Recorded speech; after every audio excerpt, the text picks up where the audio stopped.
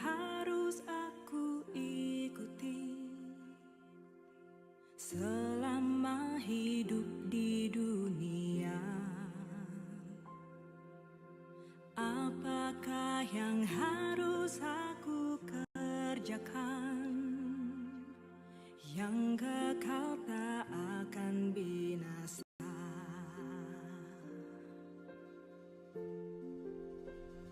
Aku ikut Yesus, Juru Selamatku. Aku ikut Yesus, Dialah Tuhanku. Dia memanggilku menjadi hamba-Nya, memberitakan Injil ke seluruh dunia.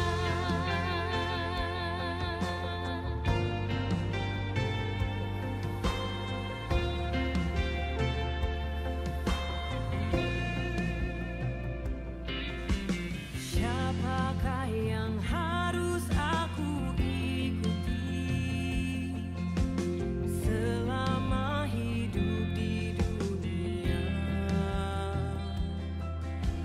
Apakah yang harus aku kerjakan yang kekal tak akan binasa? Aku ikut Yesus, Juru Selamatku. Aku ikut Yesus, Dialah Tuhanku. Dia memanggilku menjadi hamba-Nya, memberitakan Injil ke seluruh dunia.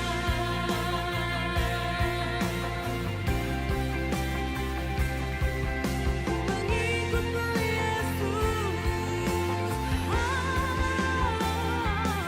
Juru Selamatku. Kaulah Tuhanku, akulah hamba-Mu. Aku ikut Yesus, Juru Selamatku. Aku ikut Yesus, Dialah Tuhanku. Dia memanggilku menjadi hamba-Nya, memberitakan Injil ke seluruh dunia. Aku ikut Yesus, Juru Selamatku. Aku ikut Yesus, Dialah Tuhanku. Dia memanggilku menjadi hamba-Nya, memberitakan Injil ke seluruh dunia. Aku ikut Yesus, Juru Selamatku. Aku ikut Yesus, Dialah Tuhanku. Dia memanggilku menjadi hamba-Nya, memberitakan Injil ke seluruh dunia. Memberitakan Injil ke seluruh dunia. Memberitakan Injil ke seluruh dunia. Saya tahu akan tiba waktunya saya mati. Kalau waktu itu tiba, saya nggak bisa berbuat apa-apa lagi. Sebelum itu tiba, saya mau bagi semua getaran hati, doa, pergumulan, kecintaan kepada Kristus, kecintaan kepada jemaat. Lakukan. Yahweh Jireh, El Shaddai, Dia menolong kamu.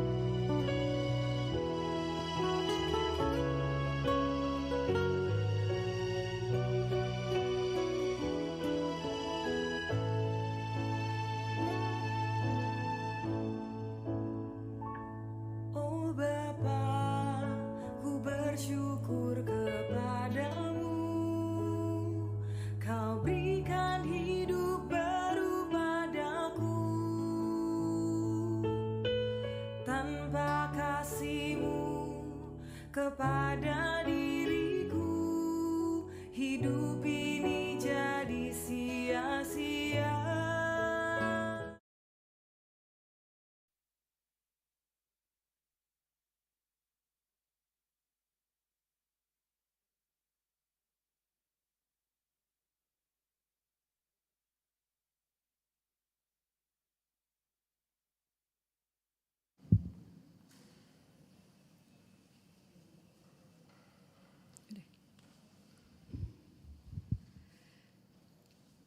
Shalom, shalom, horas. Ya, puji Tuhan, kita semua sudah hadir di sini di ibadah pada tanggal 2 Februari 2025. Sebelum kita memulai ibadah, kita akan melihat terlebih dahulu kertas acara kita. Ya, apakah ada lagu yang belum dikenal? Ada? Kita akan coba latihan nomor 4 terlebih dahulu. Lagu Percayalah Kepada Tuhan, boleh dibuka kertas acaranya kalau ada. Kita latihan dulu satu lagu ini ya. Silahkan musik. Percayalah kepada Tuhan, itu menjadi iman kita. Kita latih bersama-sama lagu ini ya.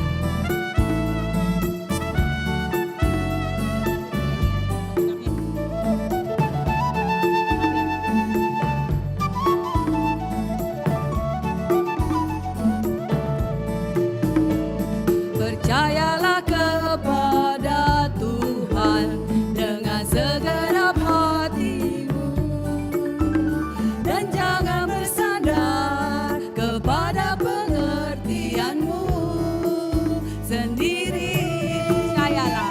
Percayalah kepada Tuhan dengan segenap hatimu, dan jangan bersandar kepada pengertianmu sendiri.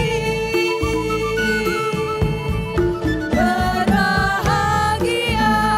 orang-orang yang memperoleh hikmat-Nya, lebih berharga dari emas, perak, dan permata.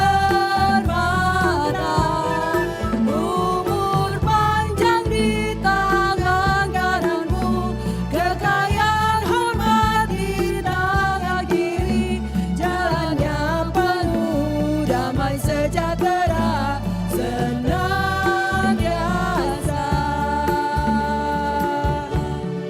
Apakah lagunya sudah diketahui? Sudah, puji Tuhan. Apakah ada lagu lainnya, pujian lainnya yang tidak diketahui? Sudah tahu semuanya ya? Yes, baiklah.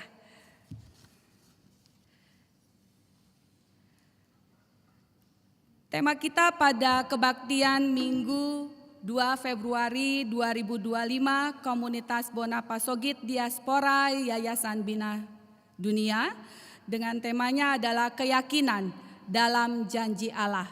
Diambil dari Yesaya 43 ayat 1 sampai 7. Pengurus KBD, YBD menyambut dengan sukacita kehadiran saudara-saudari bagi seluruh jemaat, dan bagi jemaat yang baru bersekutu dalam ibadah ini, kami sampaikan selamat datang dan salam sejahtera. Dan untuk hikmatnya acara, dimohon agar ponsel dimatikan selama kebaktian. Silahkan, saya kasih waktu.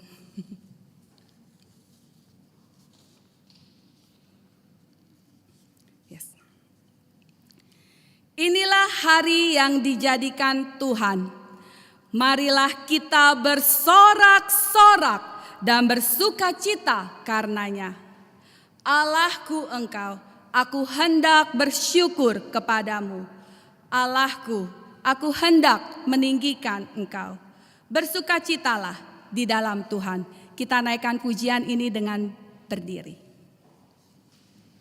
Boleh bertepuk tangan.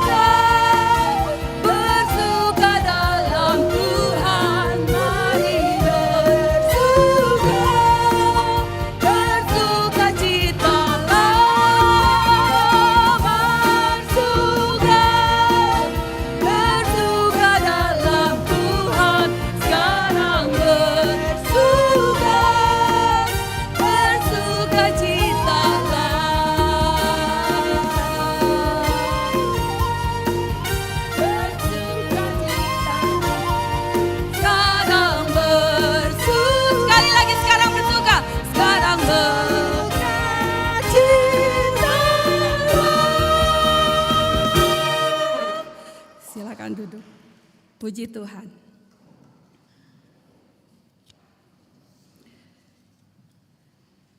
Mari kita mengambil saat teduh.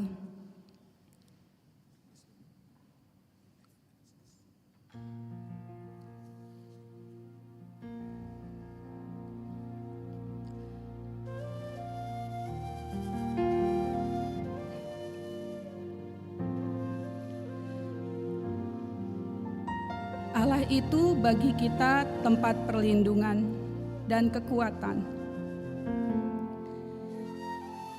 Sebagai penolong, dalam kesesakan sangat terbukti.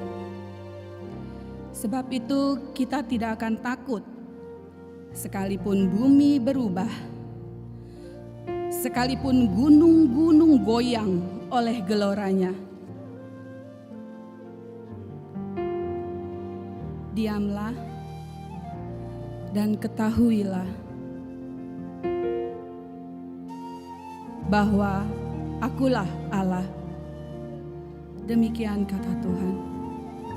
Aku ditinggikan di antara bangsa-bangsa, ditinggikan di bumi. Tuhan semesta alam menyertai kita. Kota benteng kita ialah Allah Yakub.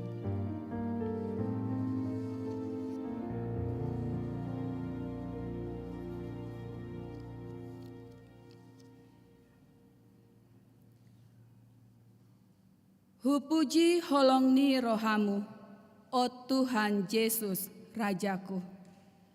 Kupuji kasih setiamu ya Yesus Tuhan Rajaku.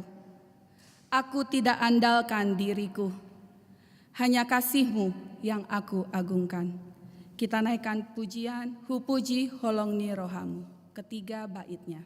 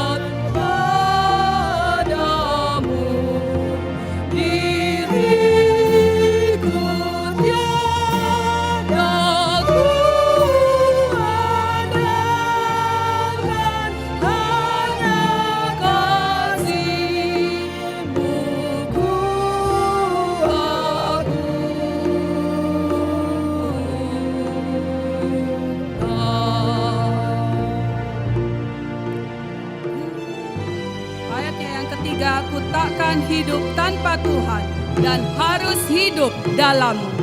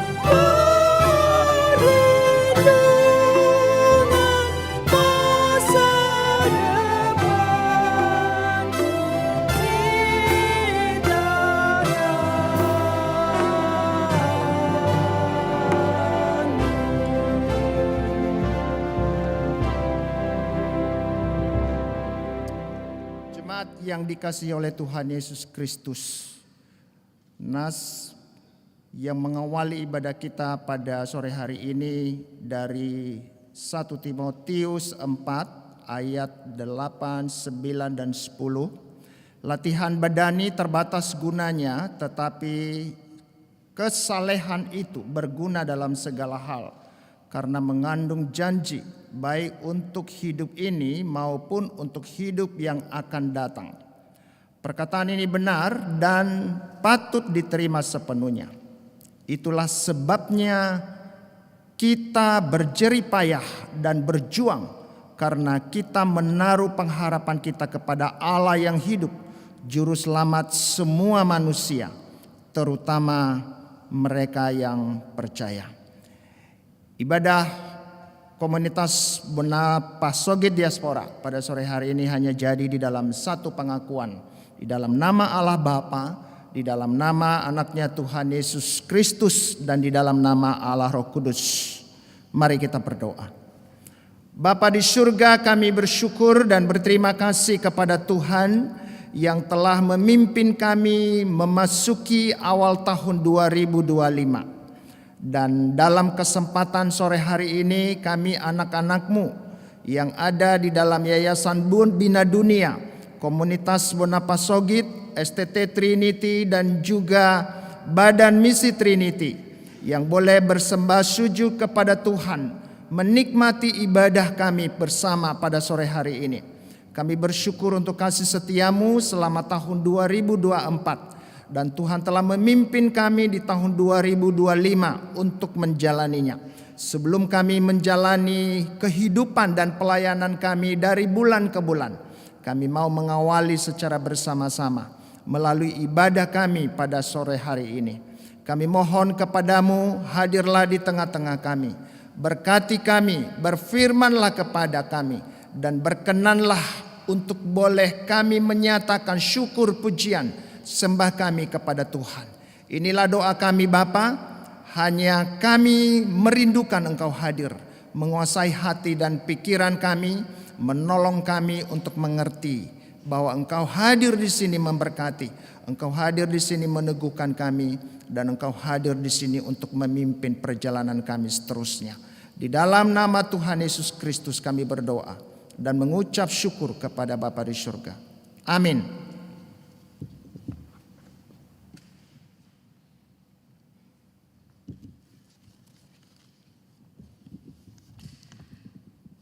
Percayalah kepada Tuhan dengan segenap hatimu dan jangan bersandar kepada pengertian kita sendiri.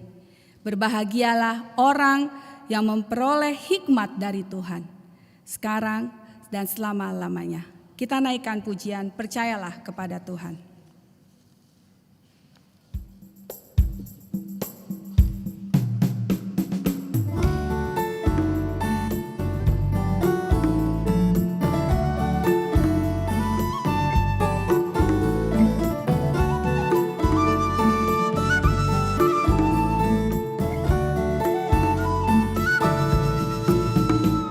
Percayalah kepada Tuhan dengan segenap hatimu, dan jangan bersandar kepada pengertianmu sendiri.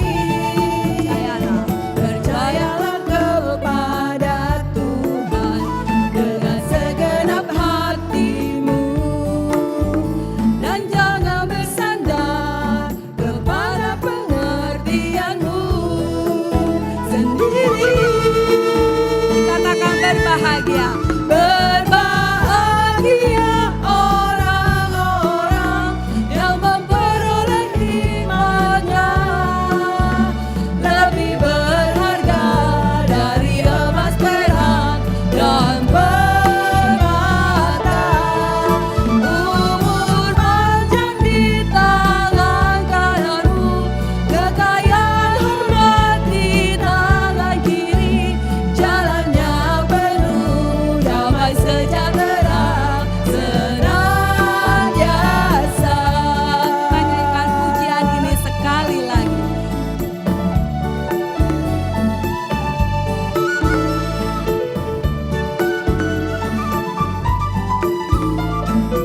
Percayalah kepada Tuhan. Percayalah kepada Tuhan dengan segenap hatimu, dan jangan bersandar kepada pengertianmu sendiri. Percayalah kepada Tuhan dengan segenap hatimu, dan jangan bersandar kepada pengertianmu sendiri. Berbahagia, Berbahagia orang-orang yang memperoleh hikmatnya, lebih berharga dari emas, perak, dan pearl. Umur panjang di tangan kananmu, kekayaan hormat di tangan kiri, jalan yang penuh damai sejahtera. berbahagialah. Tanya Yesus sekali lagi. Berbahagia. Berbahagia orang-orang yang memperoleh hikmatnya, lebih berharga dari emas, perak, dan permata. Umur panjang di tangan kananmu, kekayaan hormat di tangan kiri, jalan yang penuh damai sejahtera, senang. Jalan yang penuh damai sejahtera. Jalan yang penuh damai sejahtera, senantiasa.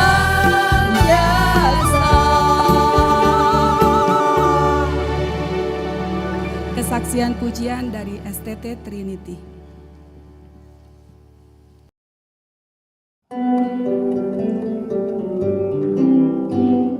Standing on the promises of Christ our King, to eternal ages that His praise is free.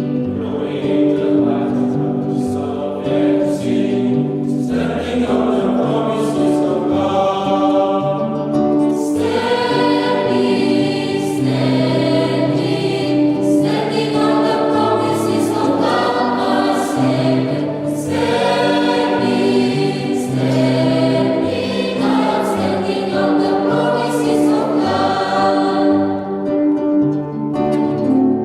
Standing on the promises of God.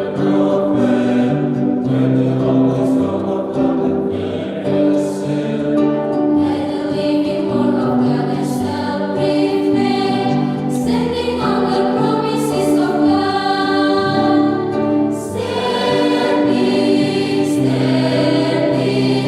Standing on the promises of God my Savior.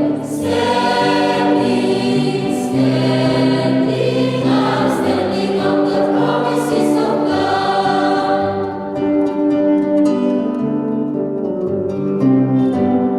Standing on the promises I now can see, perfect present is in the blood for me.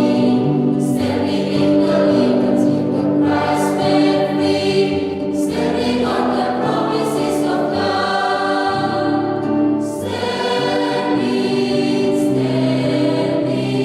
Standing on the promises of God my Savior. Standing on the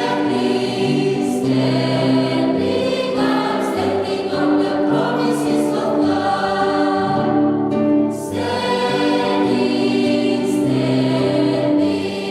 Standing on the promises of God my Savior. I'm standing on the promises of God.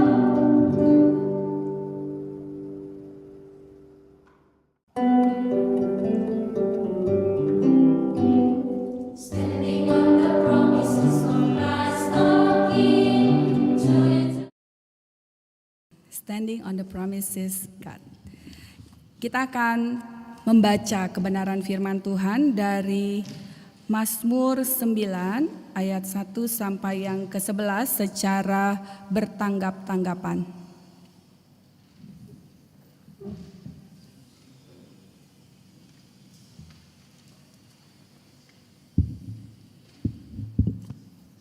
Ada 2, maaf ya sebentar.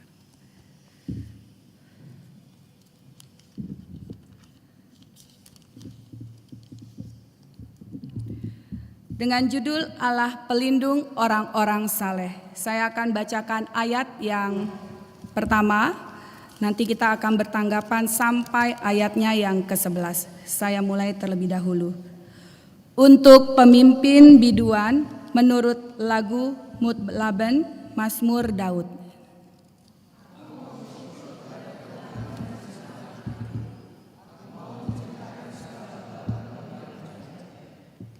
Aku mau bersukacita dan bersukaria karena Engkau, bermazmur bagi nama-Mu, ya Maha Tinggi.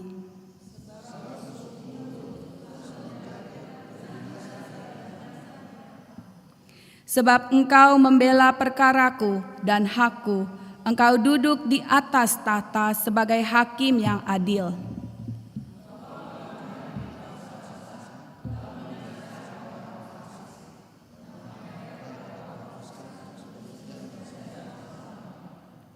Musuh telah habis binasa, menjadi timbunan puing senantiasa.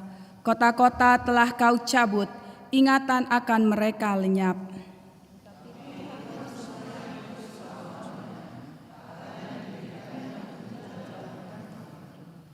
Dialah yang menghakimi dunia dengan keadilan dan mengadili bangsa-bangsa dengan kebenaran.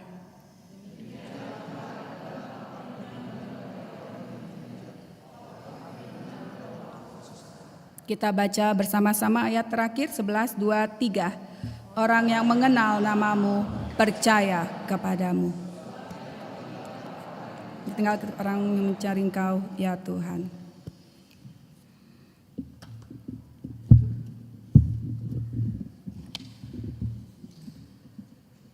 Datanglah ya sumber rahmat, selaraskan hatiku, menyanyikan kasih selamat yang tak kunjung berhenti. Ajar aku madah indah gita balai sorgamu. Aku puji gunung kokoh, gunung pengasihanmu. Kita naikkan pujian ini sebagai penghantar kita mendengarkan firman Tuhan.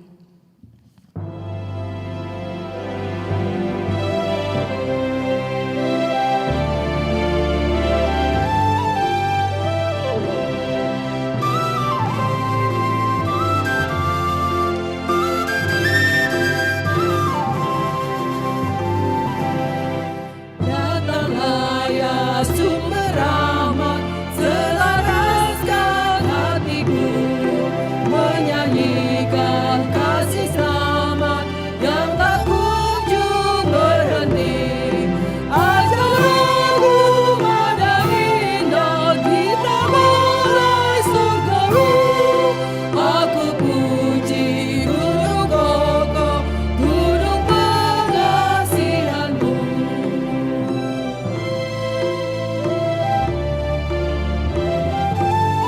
Romaho parasi roha. Romaho parasi roha, sai parhirgi roha god, mangendehon dengan masa, milehonmu iawon. Tiruku masuruan, mangendehon sangapi, Ojiokku ho Jehovah, hartanong batoaki.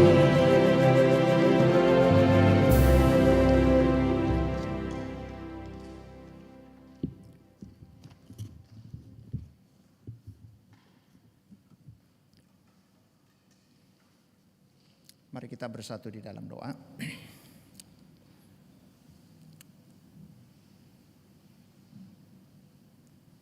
Bapa di surga, kami sekali lagi merendahkan hati, menundukkan kepala datang di hadapan Tuhan. Merindukan Engkau saat ini menyapa kami satu persatu. mengenal keberadaan diri kami sesungguhnya, apa yang menjadi kerinduan Tuhan yang harus kami tangkap di dalam menjalani hidup dan pelayanan kami sepanjang 1 tahun di 2025 ini. Kami bersyukur untuk kesempatan ini. Kami mau membaca dan merenungkan kebenaran firman-Mu. Kami berdoa ya Tuhan supaya Engkau memberikan kami kesanggupan untuk menangkap arti dan makna firman Tuhan itu di dalam hidup kami. Secara pribadi, keluarga, komunitas yang ada di dalam lingkungan Yayasan Bina Dunia, baik komunitas Bonapasogit, komunitas yang ada di STT Trinity, dan juga komunitas Badan Misi Trinity yang saat ini Tuhan telah percayakan kepada kami untuk kami kelola.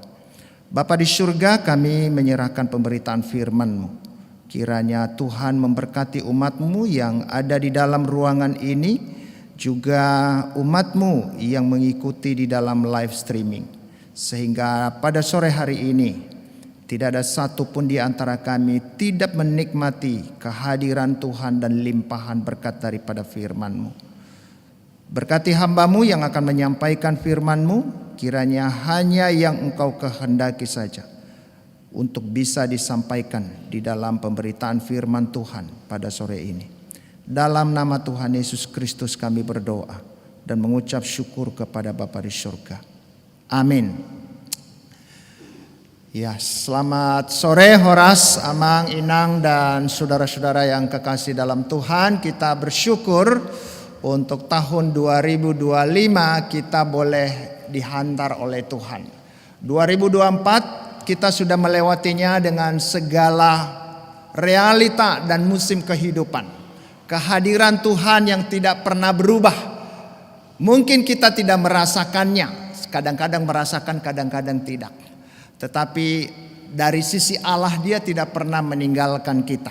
Sehingga di tahun 2025 kembali Tuhan mendemonstrasikan kehadirannya dan juga penyertaannya, prakarsanya di dalam kehidupan kita dan pelayanan kita. Kita bersyukur Yayasan Bina Dunia yang saat ini 3 kegiatan yang dilakukan secara rutin. Yang pertama komunitas Bonapasogit ya, dengan aktivitas tiap bulan di sini, pelayanan di sini dengan aktivitas mingguannya ya. Lalu yang kedua adalah STT Trinity yang sudah 12 tahun Tuhan percayakan kepada kita. Dan di tahun 2024 karena kebutuhan bagaimana kita memperluas pelayanan kita ke depan, Yayasan Bina Dunia juga membuat sebuah status yang baru, yaitu Badan Misi Trinity, yang akhirnya sekarang kita berkolaborasi sehingga Badan Misi Trinity ini menjadi sebuah wadah yang bisa dikelola oleh Yayasan Bina Dunia, di mana alumni-alumni akan ada di pusat-pusat pelayanan kita. Dan komunitas Bonapasogit yang dulu berapa tahun yang lalu waktu Amang Segala masih hidup, itu juga kita melihat daerah-daerah kita bisa datang lagi mission trip di sana. Lalu beberapa gereja-gereja dan juga lembaga-lembaga lain akan berkolaborasi dengan satu tujuan, bagaimana Tuhan dihadirkan di sana, diberitakan di sana, dan juga dinikmati sehingga membangun kehidupan iman yang bukan hanya sekedar memberikan jaminan masuk surga, tetapi selagi kita hidup di dunia ini, kita dipanggil oleh Tuhan untuk sungguh-sungguh menjadikan hidup kita miliknya, menikmati kehadirannya, dan juga mengerjakan misinya sebagai wujud hidup kita yang memuliakan Dia. Kurang lebih seperti itu firman Tuhan yang akan kita renungkan pada sore hari ini. Saya akan mulai dengan membaca seluruh ayat yang sudah ditetapkan oleh pengurus, yaitu dari Yesaya pasal 1 Yesaya pasal 43 ayat 1 sampai dengan ayat yang ke-7. Saya akan membaca untuk kita semua. Demikian firman Tuhan, Allah satu-satunya penebus.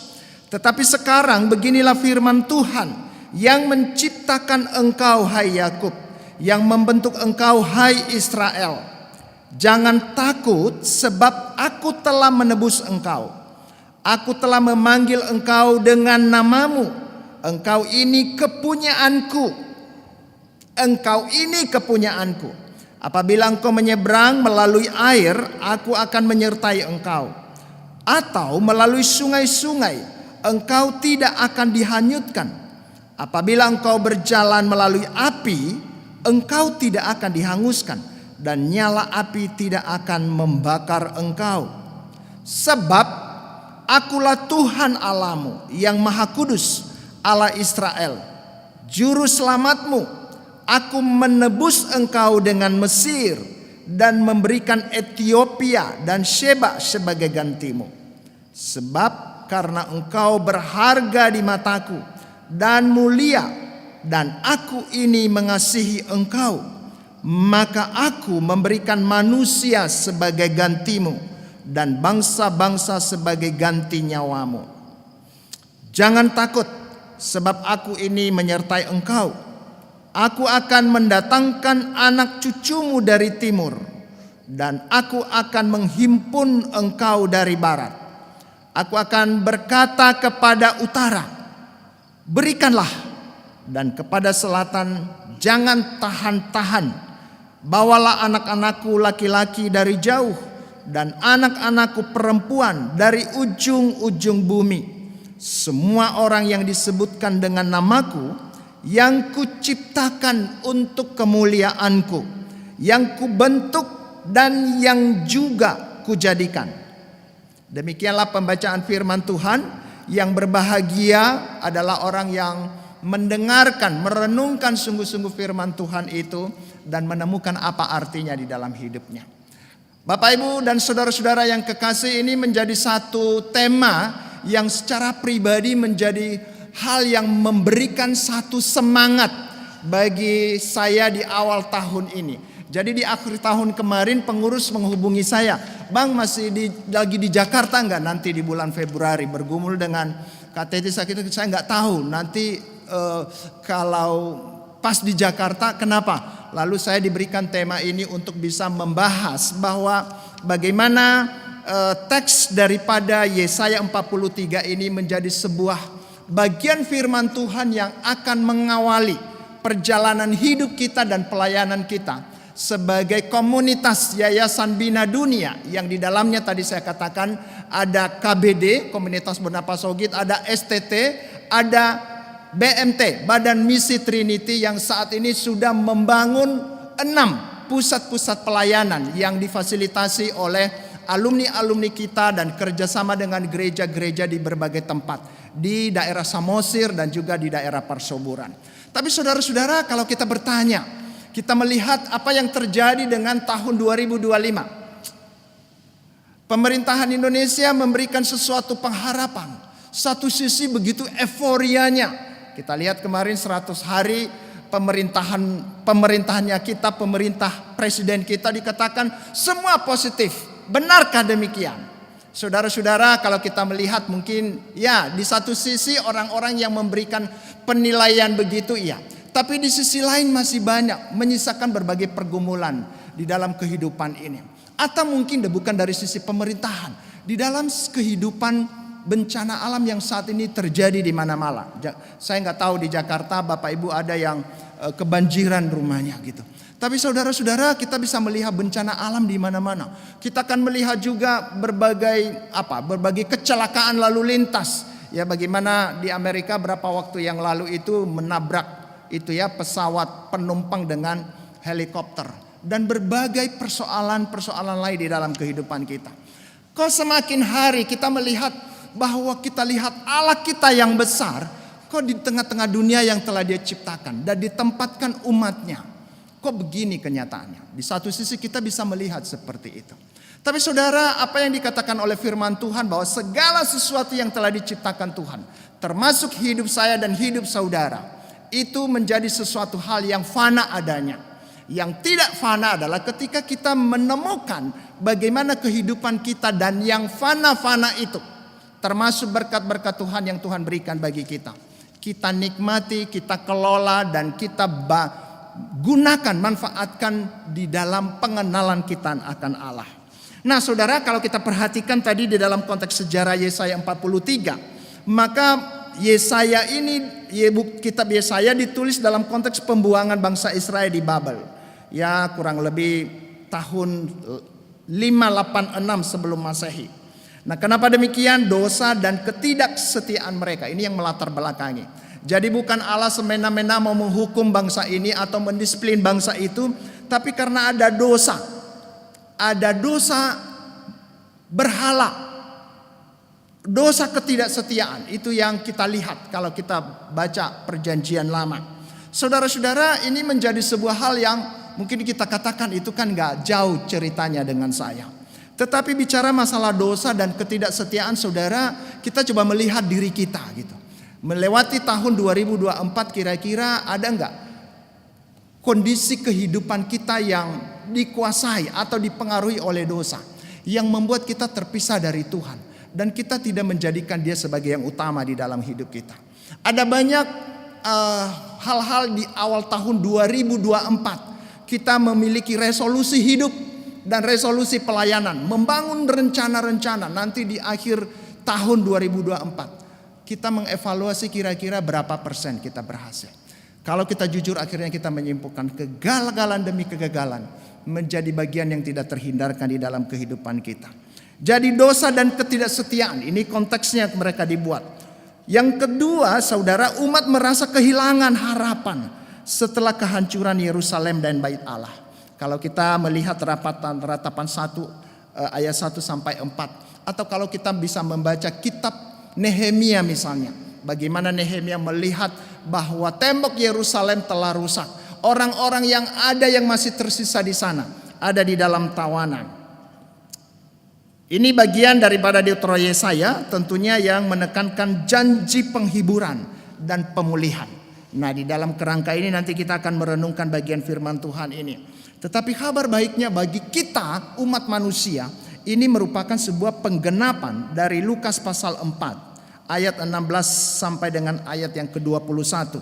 Bagaimana seorang anak manusia, itu tadi yang dicatat itu dianugerahkan atau dikorbankan Allah untuk membereskan segala persoalan dosa dan ketidaktaatan. Dan itulah yang kita melihat bahwa ketika Kristus datang, kita baru melewati peristiwa Natal, datang di tengah-tengah dunia ini, maka Dia hadir untuk membereskan persoalan manusia, dosa dan ketidaktaatan itu sendiri. Sehingga kalau kita membaca narasi Lukas 4 16 sampai 21 dikatakan, Roh Tuhan ada padaku. Dia telah mengutus aku untuk melepaskan orang-orang yang ada di dalam penjara, membuka mata orang-orang yang buta, mengentaskan kemiskinan, membangun kehidupan yang utuh kembali. Dan itulah yang dikatakan oleh Rasul Paulus, bagaimana manusia bisa menemukan kembali kondisi misi Injil yang dipercayakan kepada Tuhan Yesus itu sendiri. Kita akan melihat bagaimana Rasul Paulus dikatakan Injil adalah kekuatan Allah yang menyelamatkan semua orang percaya. Nah, oleh karena itu kalau kita perhatikan secara teologis ada beberapa hal yang kita perhatikan, saudara. Dikatakan Allah sebagai penebus.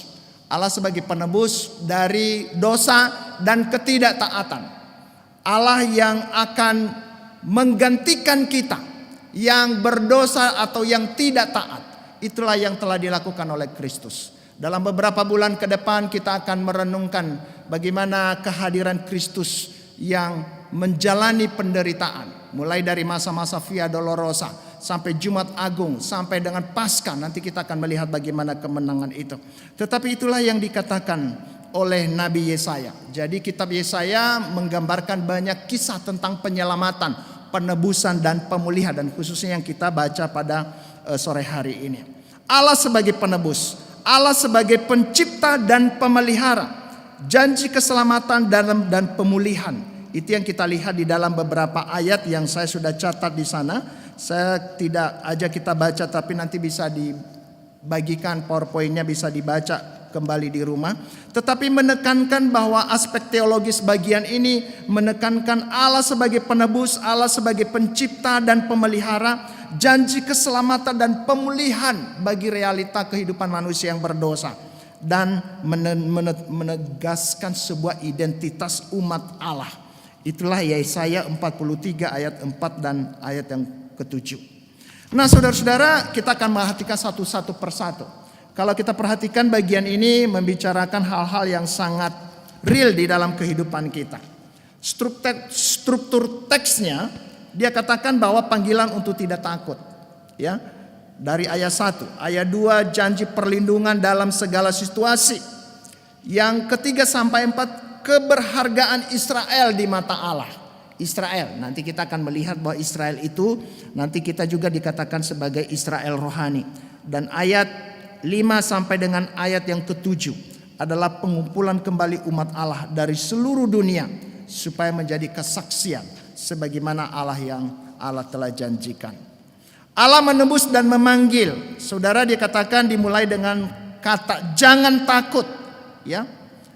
Ini mau mengatakan kenapa? Karena kita atau umat Israel pada waktu itu yang sedang kehilangan identitas, kehilangan satu relasi kehidupan dengan Allah.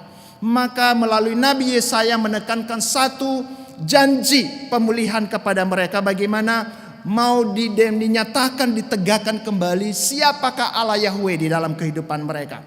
Allah Yahweh adalah Allah yang menebus dan memanggil mereka. Jangan takut, ini sebuah perintah. Jadi bukan ya kalau kita mau, tetapi ini perintah Allah, jangan takut.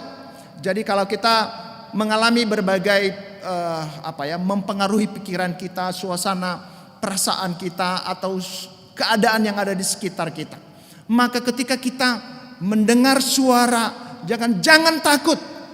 Nah saudara-saudara, mungkin kita mengangkat mata kita dan akhirnya kita siapa yang bicara itu. Tetapi kalau kita lihat bagian ini, siapa yang bicara ini? Jangan takut, yaitu Allah sang pemilik kehidupan kita. Kenapa dia katakan aku telah menebus engkau, aku memanggil engkau dengan namamu. Ini bicara pertama tadi bagaimana Allah menebus Israel, memilih Israel menjadi umat pilihannya, menjadi milik kepunyaannya, sehingga sungguh-sungguh bahwa di tengah-tengah bangsa-bangsa lain ada satu bangsa yang bukan karena dia layak, bukan karena dia lebih hebat dari bangsa-bangsa lain, tetapi karena kasih dan kemurahan Allah, Allah memilih Israel sebagai umat pilihannya. Tetapi sangat disayangkan ketika Allah memilih Israel sebagai umat pilihannya, gagal di dalam mentaati, mereka akan kembali lagi menyembah kepada berhala, mencari ilah-ilah lain, menunjukkan ketidaktaatan di dalam berbagai realita kehidupan mereka. Nah itu yang digambarkan oleh Israel, yang sebenarnya juga mungkin itu menggambarkan kehidupan kita sebagai umat Allah di dalam sejarah kita, dalam cara-cara kehidupan kita. Walaupun kita mengaku bahwa saya adalah orang Kristen, saya dilahirkan di dalam keluarga Kristen, saya adalah aktivis, saya memberikan berbagai hal yang boleh dikatakan saya bisa terlibat di dalam pelayanan gereja, pembangunan gereja dan segala sesuatu. Tetapi saudara-saudara, apakah itu yang kita tandai bahwa kita adalah milik Allah? Kita adalah milik Allah bukan karena apa yang kita berikan kepada Allah. Mari kita ingat ini. Tetapi kita milik Allah karena Allah sendiri menetapkan kita, memanggil kita dan menjadikan kita miliknya. Jadi kita menjadi milik Allah bukan karena kehendak kita, tetapi kehendak Allah itu sendiri. Sehingga ketika kita memikirkan tema ini, meyakini janji Allah, saudara-saudara, ini kita melihat bahwa apa yang dia janjikan. Dia janjikan, aku telah menebus engkau, aku telah mengangkat engkau menjadi milikku, aku telah menjadikan engkau menjadi satu pribadi yang beda dengan pribadi manapun di tengah-tengah ciptaan yang lain. Saudara, ini makna janji yang pertama bahwa Allah yang telah menebus, Allah yang telah memiliki kita, dia katakan jangan takut. Kenapa? Karena dia telah menjadi milik kita dan kita memiliki dia di dalam kehidupan kita secara pribadi. Nah, tapi pertanyaannya adalah apakah segampang apa yang kita katakan, apa yang kita ketahui?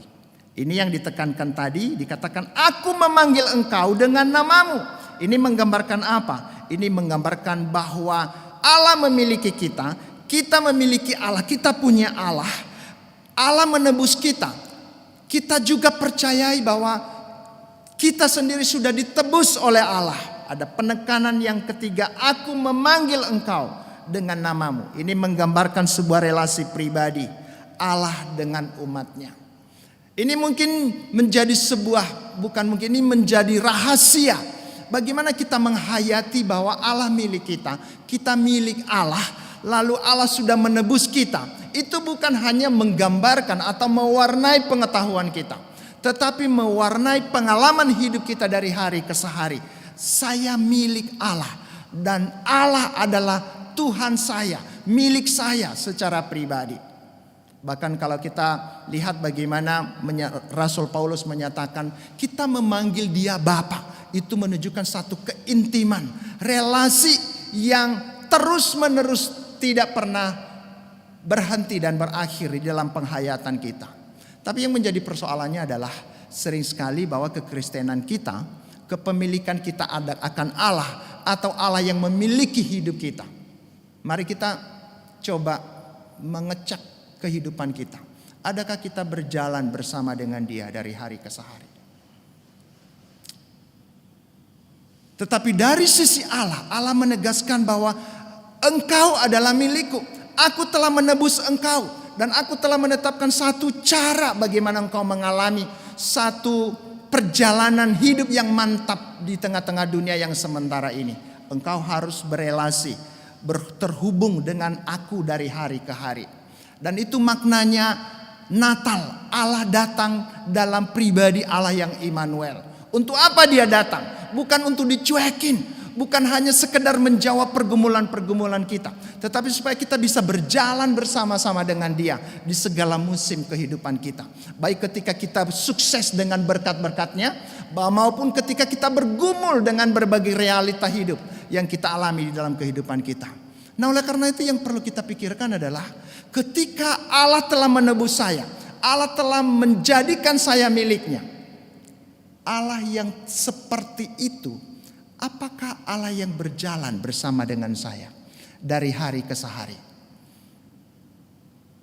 Ini yang perlu kita mau pikirkan, jangan samar-samar di dalam menjalani hidup tahun 2025 ini.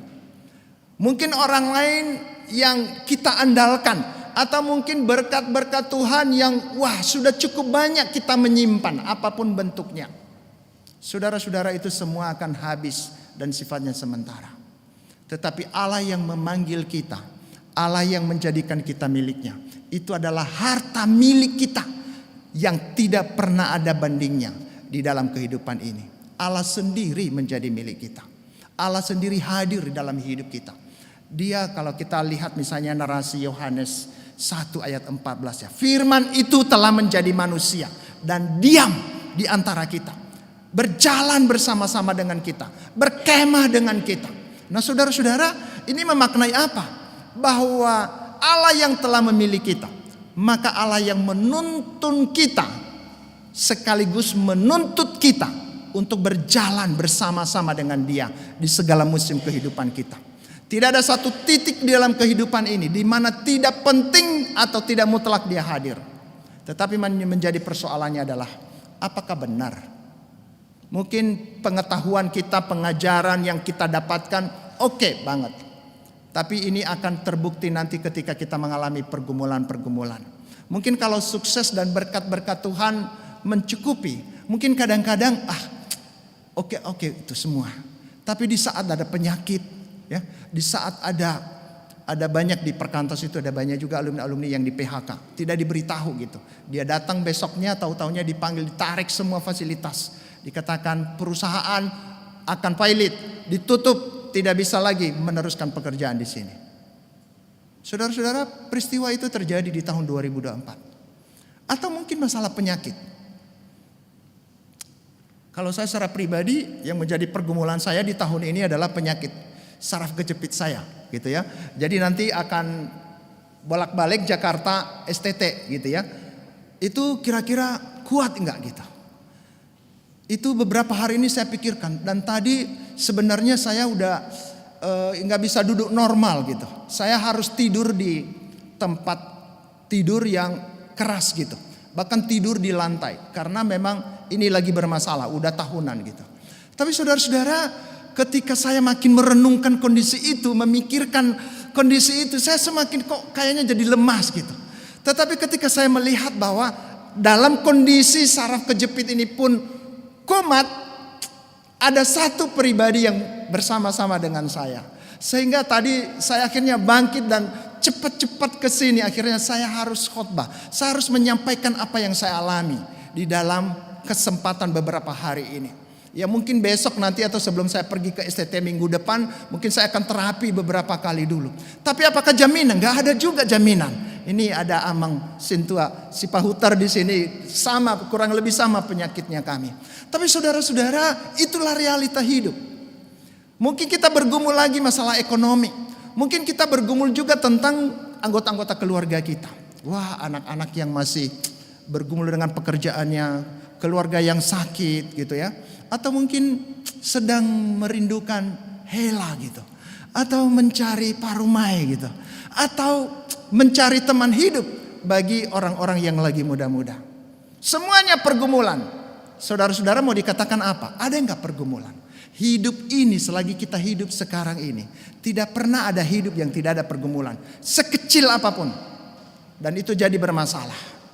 Tetapi justru disitulah kita akan melihat bahwa kepemilikan kita akan Tuhan dan hidup kita yang dimiliki oleh Tuhan menjadi satu hal yang penting kita hayati dalam perjalanan hidup kita. Itu yang memberikan kita semangat.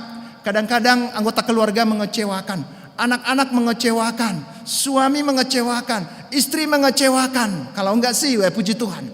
Tapi kenyataannya tidak selalu mulus. Orang-orang yang kita harapkan hadir dalam hidup kita untuk memberikan kita semangat hidup, tidak selalu seperti apa yang kita harapkan.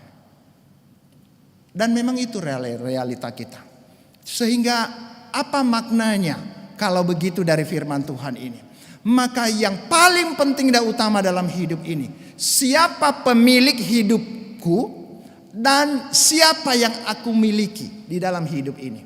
Maka Yesaya 43 ayat 1 dan ayat yang kedua menyatakan janjinya, jangan takut, aku menjadi milikmu. Dan ketika aku menjadi milikmu, apapun yang terjadi dalam dunia ini dengan segala musim kehidupan, enggak perlu takut. Dan itulah yang dikatakan oleh Mazmur Daud di Mazmur 23 ayat 4. Sekalipun aku berjalan di dalam lembah kekelaman atau di dalam bayang-bayang maut, aku tidak takut bahaya, sebab engkau besertaku. Gadamu dan tongkatmu itulah yang menghibur aku. Gampang ya menyatakannya. Tapi bisa kebayang gak waktu Daud melihat itu, dipaparkan dari ayat 1 sampai dengan ayat ketiga, dia menuntun Tuhan adalah gembalaku, takkan kekurangan aku. Dia membawa ke padang rumput, dia membawa ke air yang tenang, semua tersedia. Tetapi bukan hanya berhenti di situ. Allah baginya adalah Allah di ketika dia berjalan juga di dalam bayang-bayang maut. Sehingga dikatakan sekalipun aku berjalan dalam lembah kekelaman, aku tidak takut bahaya. Bukan karena bahaya tidak ada, bukan karena pergumulan gak ada, tetapi karena kehadiran Tuhan di sana. Kita dapat mengalami kemenangan demi kemenangan yang kita pun secara manusia kita gak tahu kekuatannya dari mana. Sama aja bagaimana misalnya Yusuf mengalami penyertaan Tuhan, baik perlakuan terhadap saudara-saudaranya maupun perlakuan tante Potifar di rumah Potifar, perlakuan daripada kepala penjara, ya, pegawai penjara. Dan kita akan melihat ending kehidupannya dikatakan bahwa manusia mereka-reka kejahatan, tapi Allah mereka-reka kebaikan. Dan itu yang membawa kita untuk merenungkan saudara. Ketika Tuhan adalah milik kita dan kita menikmati dalam sebuah relasi yang hidup, bahwa dia adalah milik kita. Itulah penggenapan Roma 8 ayat yang ke-28 itu. Dikatakan kita tahu sekarang bahwa Allah turut bekerja untuk mendatangkan kebaikan bagi mereka yang mengasihi dia, yaitu bagi mereka yang terpanggil sesuai dengan rencananya. Di tengah-tengah konteks penderitaan, Rasul Paulus menyerukan itu Sama di dalam konteks ini juga. Kenapa? Karena ada satu pribadi yang tidak pernah dikalahkan oleh musim hidup yang rusak itu, yang buruk itu, yaitu Allah yang menaklukkan hidup dan segala apapun di dalam kehidupan ini. Yang menjadi persoalannya adalah apakah dia menjadi bagian yang hidup berjalan bersama-sama dengan kita. Di sini nanti kita akan melihat lalu apa sarananya. Di sini akan kita melihat secara praktis ya. Di dalam Yohanes 15 dikatakan, jikalau kamu tinggal dalam firman-Ku dan aku firman-Ku di dalam kamu, mintalah, berdoalah kepadaku, maka kamu akan menerimanya. Kita mendapatkan kekuatan. Lagi-lagi di dalam konteks bagaimana setelah kita menjadi miliknya dan dia menjadi milik kita, kita harus perlakukan dia sebagai satu pribadi. Tidak ada hidup, termasuk di saat kita istirahat pun, tidur pun, dia harus ada menyertai kita. Kenapa? Kita rugi, dan itu yang membuat kita khawatir. Jangan-jangan saya nggak bisa bangun besok. Kan banyak orang khawatir tentang itu kan. Nah besok nggak bisa bangun. Tapi kalau kita udah serahkan sama di tangan Tuhan, ya nggak bangun besok pun ya selesailah tugas, ya kan? Kan habis perkara. Tapi kadang-kadang gampang, sekali lagi gampang mengatakannya, gampang mengajarkannya kepada orang, termasuk saya. Tapi kadang-kadang mikirin anak-anak yang tidak bersama. Jadi anak kami yang bungsu itu kerjanya di Bali gitu. Dan kadang-kadang apa yang membuat kami nyaman dengan kehidupan Bram di Bali sana. Lalu anak-anak yang pulang pergi dari rumah naik kendaraan mereka hari-harinya, kita melihatkan kecelakaan, tabrakan mobil dan segala macam. Dan sebagai orang tua kadang-kadang muncul itu. Tapi saya bilang ini jahat juga nih pikiran ini. Tapi saudara-saudara itu langsung teringat bahwa di dalam kita tidak bisa bersama dengan mereka. Ada satu pribadi yang kita serahkan hidup kita dan hidup anak-anak itu kepada Tuhan. Dan itu yang membuat akhirnya saya dengan istri akhirnya tenang. Kadang-kadang juga kalau misalnya bolak-balik ya, itu saya dengan Ibu Junike dengan Pak Johnson ini bolak-balik kan dari Jakarta ke Silangit ya, ke Parapat gitu. Kadang-kadang naik pesawat takut juga gitu. Kadang-kadang pernah 2 kali mutar-mutar di atas Silang itu karena nggak bisa mendarat. Tapi saudara-saudara ya udah, pokoknya kalau kita mati pun mati di dalam Tuhan. Mau diapain kan nggak bisa juga ngapa-ngapain. Yang penting itu yang penting. Tapi saudara-saudara itu kalau iman kita, keyakinan kita mantap. Tapi kalau mengkhawatirkan segala hal, bagaimana dengan anak saya, bagaimana dengan saudara saya, bagaimana dengan ini dan itu, semua kita pikirkan. Saudara-saudara, pikiran kita seperti itu. Tapi saudara, itu normal ya. Tetapi yang tidak normal, kalau kondisi itu kita tidak alami bersama dengan dia, yang hadir bersama-sama dengan kita. Kita miss dalam pemahaman kita, bahwa dia ada di situ. Maka poin yang kedua, apa janjian yang kedua? Dia bukan hanya menebus, dia bukan hanya menyelamatkan, dia bukan hanya menjadi milik kita, tetapi dia sendiri pun akan berjalan bersama-sama dengan kita. Kalau kita melihat fenomena yang dikatakan air di sana, ada kata air di sana, lalu ada api di sana, itu melambangkan kesulitan-kesulitan yang kita alami dalam kehidupan kita. Dan kita bisa bayangkan ini waktu Israel ada di dalam masa-masa pembuangan di Babel. Mereka kehilangan identitas, mereka kehilangan tanah, mereka tidak bisa lagi datang kepada Tuhan. Sehingga di masa-masa di mana firman Tuhan dan Nabi tidak berbicara, Allah tidak menjadi sesuatu pribadi Yahweh itu mereka nikmati dalam hidup mereka. Tetapi dari sisi Allah, apakah Allah tidak ada? Kalau kita lihat sejarah masa antara, berapa tahun itu? 400 tahun. Justru Allah terus bekerja. Jadi di masa-masa kegelapan pun Allah tidak pernah tidak ada. Zaman PL, zaman Ataran yang dikatakan zaman kegelapan dan zaman PB, Allah tetap eksis adanya. Kenapa? Karena dia Allah pencipta dunia ini. Dia penguasa, dia hadir di dalam segala realita. Apapun musim kehidupan kita. Dan Allah seperti itu adalah Allah yang hadir dari hari ke hari, dari jam ke jam, dari menit ke menit, menyertai. Berapa waktu yang lalu istrinya Pendeta Juniaman masuk rumah sakit dan ya nggak bisa datang. Lalu hanya komunikasi, bagaimana ceritanya ya ininya. Lalu secara manusia ya kita di grup di gimana ini ya menolong Esra, mamanya Clarissa gitu. Tapi saudara-saudara, istri saya, ayo kita doakan, kita serahkan sama Tuhan. Jadi waktu KTB di rumah kami beberapa waktu yang lalu, dia udah cerita begitu kondisinya. Nah, tapi saudara-saudara, setelah hasilnya pun, hasil yang didapatkan bukan seperti apa yang ditakutkan menurut analisanya dokter. Makanya kita lihat juga di sini ya, dokter pun juga manusia. Jadi disinilah kita bisa melihat ada satu dimensi sebenarnya. Ketakutan demi ketakutan yang kita alami. Itu dimunculkan oleh suasana yang ada di dalam diri kita atau lingkungan kita. Tetapi justru itu akan membuat kita semakin hari semakin menyadari saya harus berjalan bersama dengan siapa. Dan di dalam bagian ini meyakini janji Allah di dalam menjalani hidup dan pelayanan di tahun 2025 ini. Bahwa dia tidak pernah tidak hadir dalam hidup kita. Maka ketika dia sudah sedia untuk menuntun kita, maka kita harus dituntut untuk melibatkan dia di dalam seluruh realita dan pergumulan hidup kita. Nanti bagaimana caranya saya akan bicara di bagian yang terakhir. Saudara-saudara, dia ada bersama-sama dengan kita.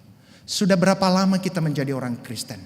Bagian ini, apakah bagian yang kembali diteguhkan? Kita yakini untuk menjalani tahun 2025. Apakah kita lihat negara kita baik-baik saja, perekonomian baik-baik saja, alam baik-baik saja? Enggak ada jaminan. Orang-orang yang kita berikan rawat sehat-sehat saja, bahwa tahun 2025 enggak ada kemungkinan akan berpisah dari kita. Kita enggak tahu. Ya kan? Kecelakaan atau berbagai hal yang terjadi dalam hidup ini.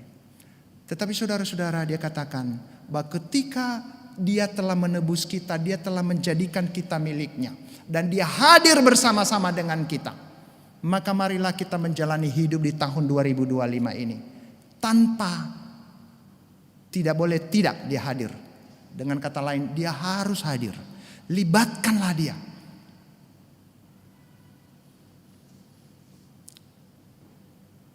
Dalam pikiran kita bagaimana caranya ya? Bagaimana setiap hal yang kita pikirkan, kita rasakan, dan kita jalani dalam hidup kita. Mulailah dengan membawanya di hadapan Tuhan. Bagaimana pergumulan membangun hidup, membangun keluarga, atau membangun bait Allah misalnya. Bagaimana Nehemia membangun? Dia tidak langsung membuat rencana, dia meneliti. Tapi dia katakan dia berdoa kepada Allah. Dia cari pimpinan Tuhan. Dia serahkan dirinya kepada Tuhan. Dia cari tahu bagaimana langkah-langkah yang Tuhan mau. Bukan apa yang dia mau. Di dalam membangun kembali bait Allah itu sendiri. Apakah bait Allah itu mungkin bait Allah dalam arti kerohaniannya kita. Kerohanian kita mungkin kita udah bangga. Wah, saya udah aktif lah. Saya juga sudah mendapatkan jaminan. Tetapi Allah memanggil kita selagi kita hidup di tengah-tengah dunia ini. Kita harus maju. Kita harus bertumbuh, kita harus menjadi berkat. Saya mimpin satu kelompok KTB lansia, umur yang sudah 70 tahun, 80 tahun. Lalu mereka mengeluh, kami ini gak punya arti apa-apa lagi Pak Pendeta. Saya bilang, siapa bilang? Iya, kami gak bisa kemana-mana. Yang dulunya kami bisa pergi berkunjung, sekarang di kursi roda gak bisa. Sekarang di tempat tidur siang dan malam itu semua diladeni sama orang lain. Saya bilang, Pak, Oma itu masih ada. Kamu punya cucu enggak? Masih punya anak enggak? Punya saudara masih ingat enggak orang-orang yang Tuhan hadirkan dalam hidup? Punya, banyak banget. Ya biasanya kan kalau orang lanjut usia itu kan memorinya muncul semua itu. Yang enggak muncul pun jadi muncul gitu. Nah dari situlah saya masuk. Itulah jadi pokok-pokok doa. Jadi melayani melalui doa pun satu tindakan yang Tuhan hargai. Allah tidak pernah menuntut ketika tidak bisa lagi kemana-mana. Tetapi Allah mengharapkan apa yang bisa dilakukan dalam kondisi apapun. Sedang berbaring oleh karena kelemahan fisik. Bisa lakukan. Tapi yang menjadi persoalannya ini yang saya bilang.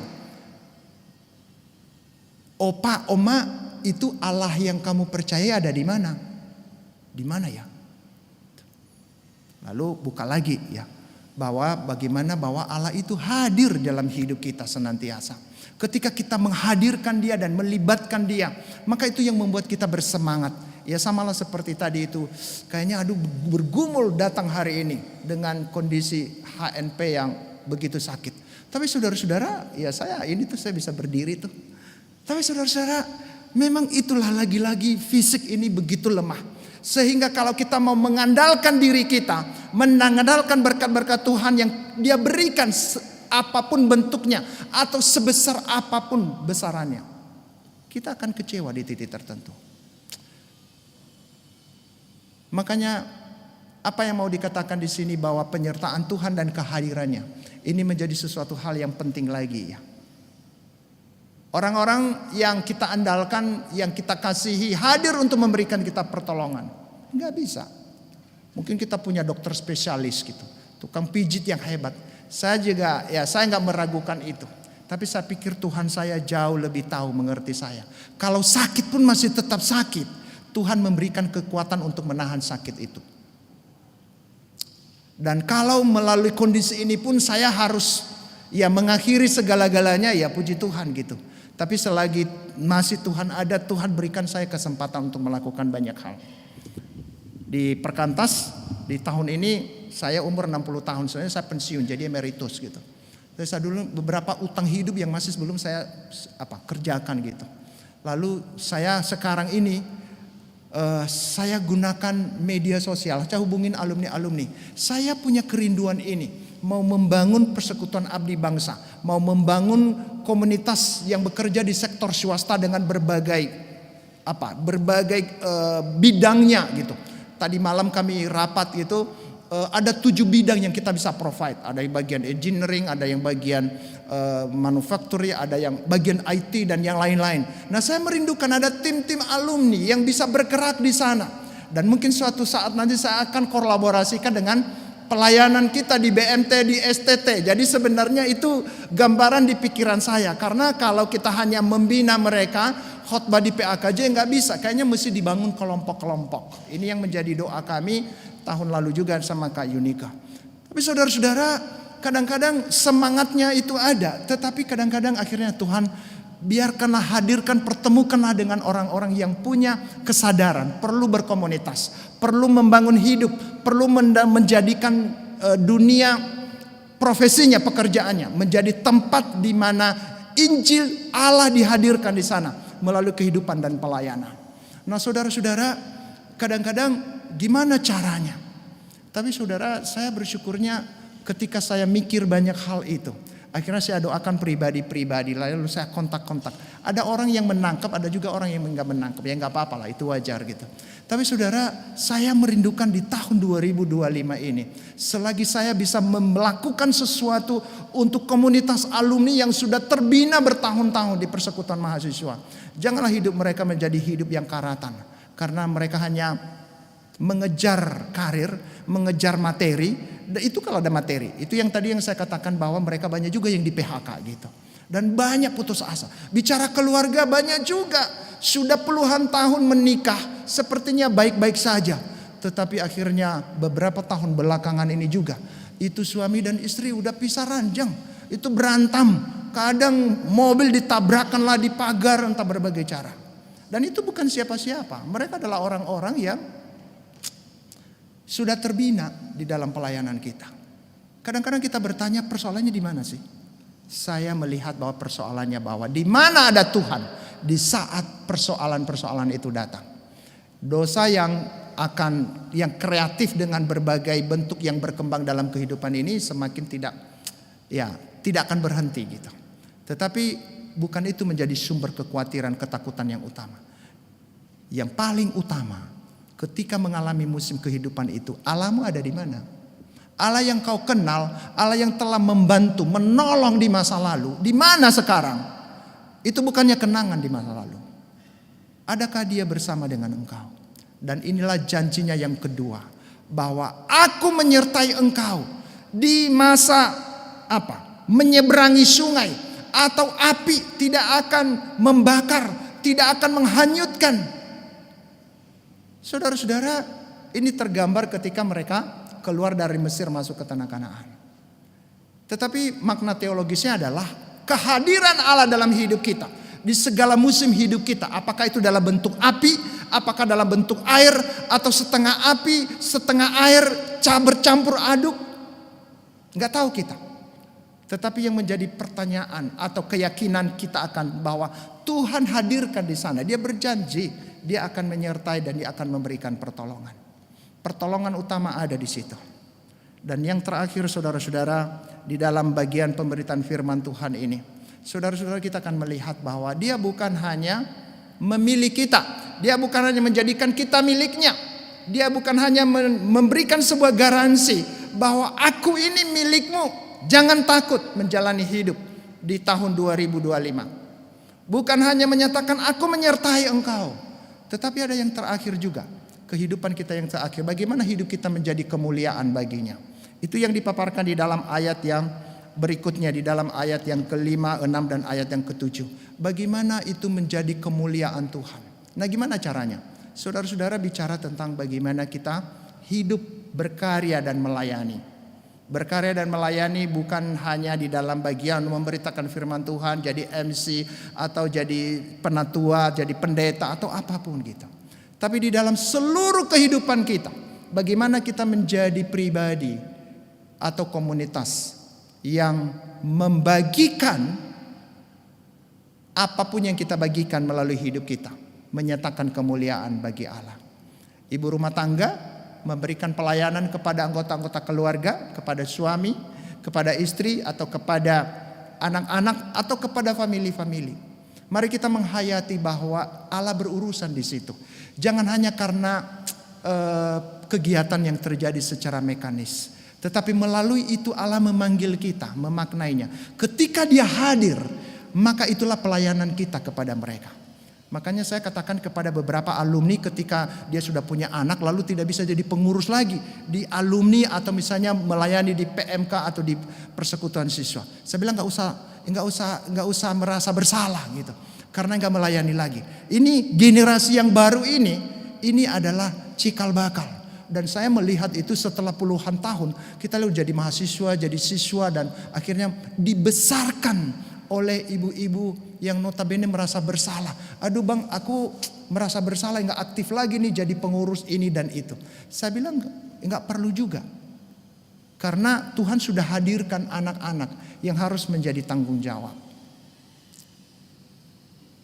Tetapi yang menjadi persoalan adalah apakah kita menghayati hidup kita yang telah ditebus, yang telah diselamatkan oleh Tuhan, yang Tuhan hadir mempercayakan kita segala sesuatu dalam hidup ini.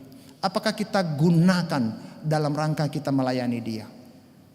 Sehingga kalau ada kebutuhan pelayanan, kita tidak menjadi orang yang hitung-hitungan gitu. Kita tidak menjadi orang apakah misalnya dalam bentuk dana. Ini kalau perkantas itu terkenal dengan perkantas, persekutuan kantong terbatas. Jadi dari segi pendanaan itu kita defisit terus gitu.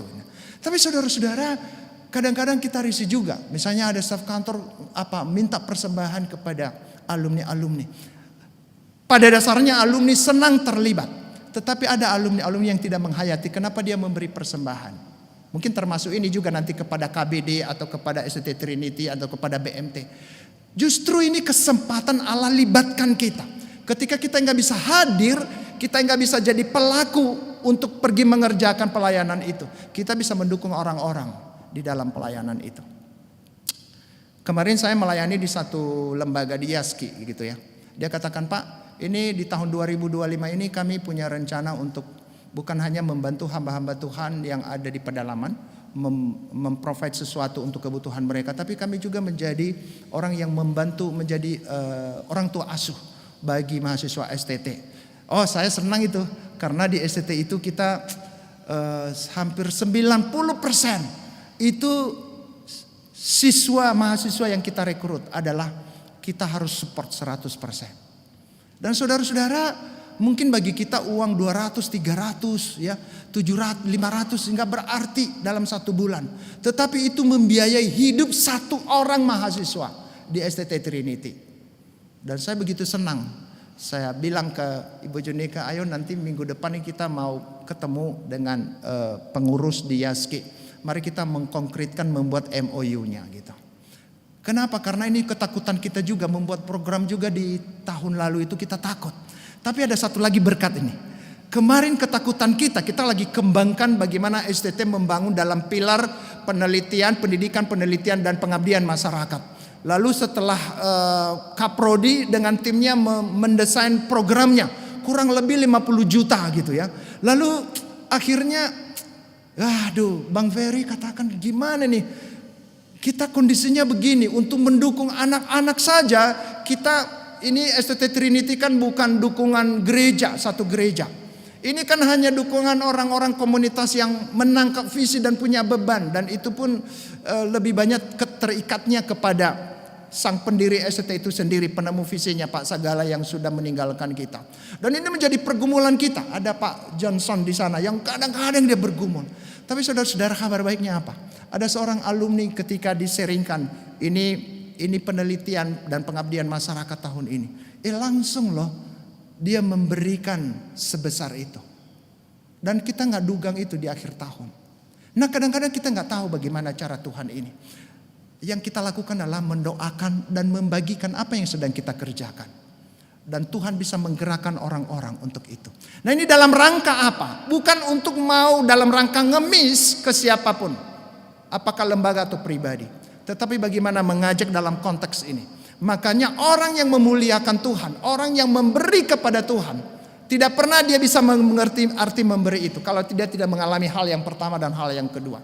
Belum mengalami penebusan walaupun sudah Kristen dari nenek moyangnya sampai sekarang. Itu makanya kadang-kadang orang jadi pelit gitu. Padahal sebenarnya dia bisa memberi. Nah, saudara-saudara, itu bagian yang terakhir yang dikatakan bahwa Allah yang telah memilih kita, Allah yang telah menebus kita, Allah yang telah membangun iman kita melalui persekutuan atau pelayanan yang Tuhan hadirkan dengan berbagai cara. Saudara-saudara, Allah yang memanggil kita berjalan bersama-sama dengan Dia, dan juga Allah yang memanggil kita memuliakannya melalui pelayanan kita. Pelayanannya bisa macam-macam. Jadi tim doa boleh, jadi pelaku boleh, jadi pendukung, jadi orang tua asuh boleh. Jadi apa saja. Jadi orang yang mencari mahasiswa. Mungkin nanti ada Amang Inang yang ada di sini. Kita mendoakan di tahun 2025 ini kita merekrut cuman 25 orang mahasiswa baru. Dan itu pun tidak gampang kita mendapatkannya. Ada teman-teman di STT yang lain nggak ada mahasiswa barunya. Makanya STT kemarin di rapat ketua-ketua STT ada 120-an STT ditutup. Bukan hanya karena tidak memenuhi syarat akreditasi, tapi karena nggak ada mahasiswanya. Nggak ada mahasiswanya. Nah saudara-saudara, puji Tuhan, Yayasan Bina Dunia dengan STT Trinity-nya kita masih punya mahasiswa. Dan kenapa ini bisa? Hanya karena Tuhan menggerakkan orang-orang yang menolong gitu. Kita mau merekrut banyak juga nggak mungkin. Karena kita terbatas dari segi finansial.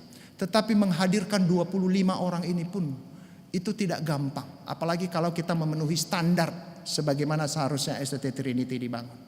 Tetapi inilah bentuk pelayanan yang mungkin kita mohon doakan, mohon kasih informasi. Ada beberapa keluarga dari Jakarta ini dia mencari di mana gitu, diutus ke STT Trinity. Sekarang ada 2-3 orang anak-anak itu. Dan itu mereka adalah orang-orang yang siap untuk masuk di dalam pelayanan. Saudara-saudara, pelayanan kita untuk memuliakan Tuhan ini bagian yang ketiga.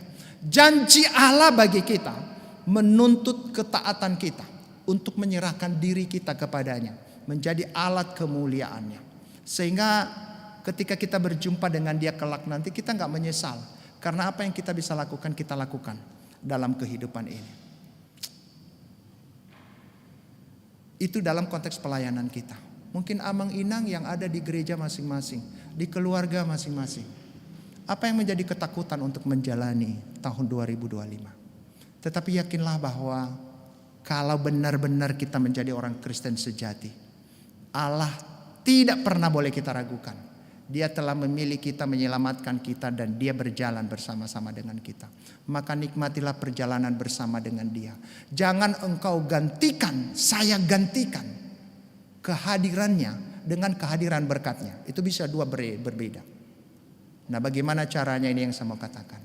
Bahwa bagaimana firman Tuhan menjadi bagian yang kita nikmati hari demi hari.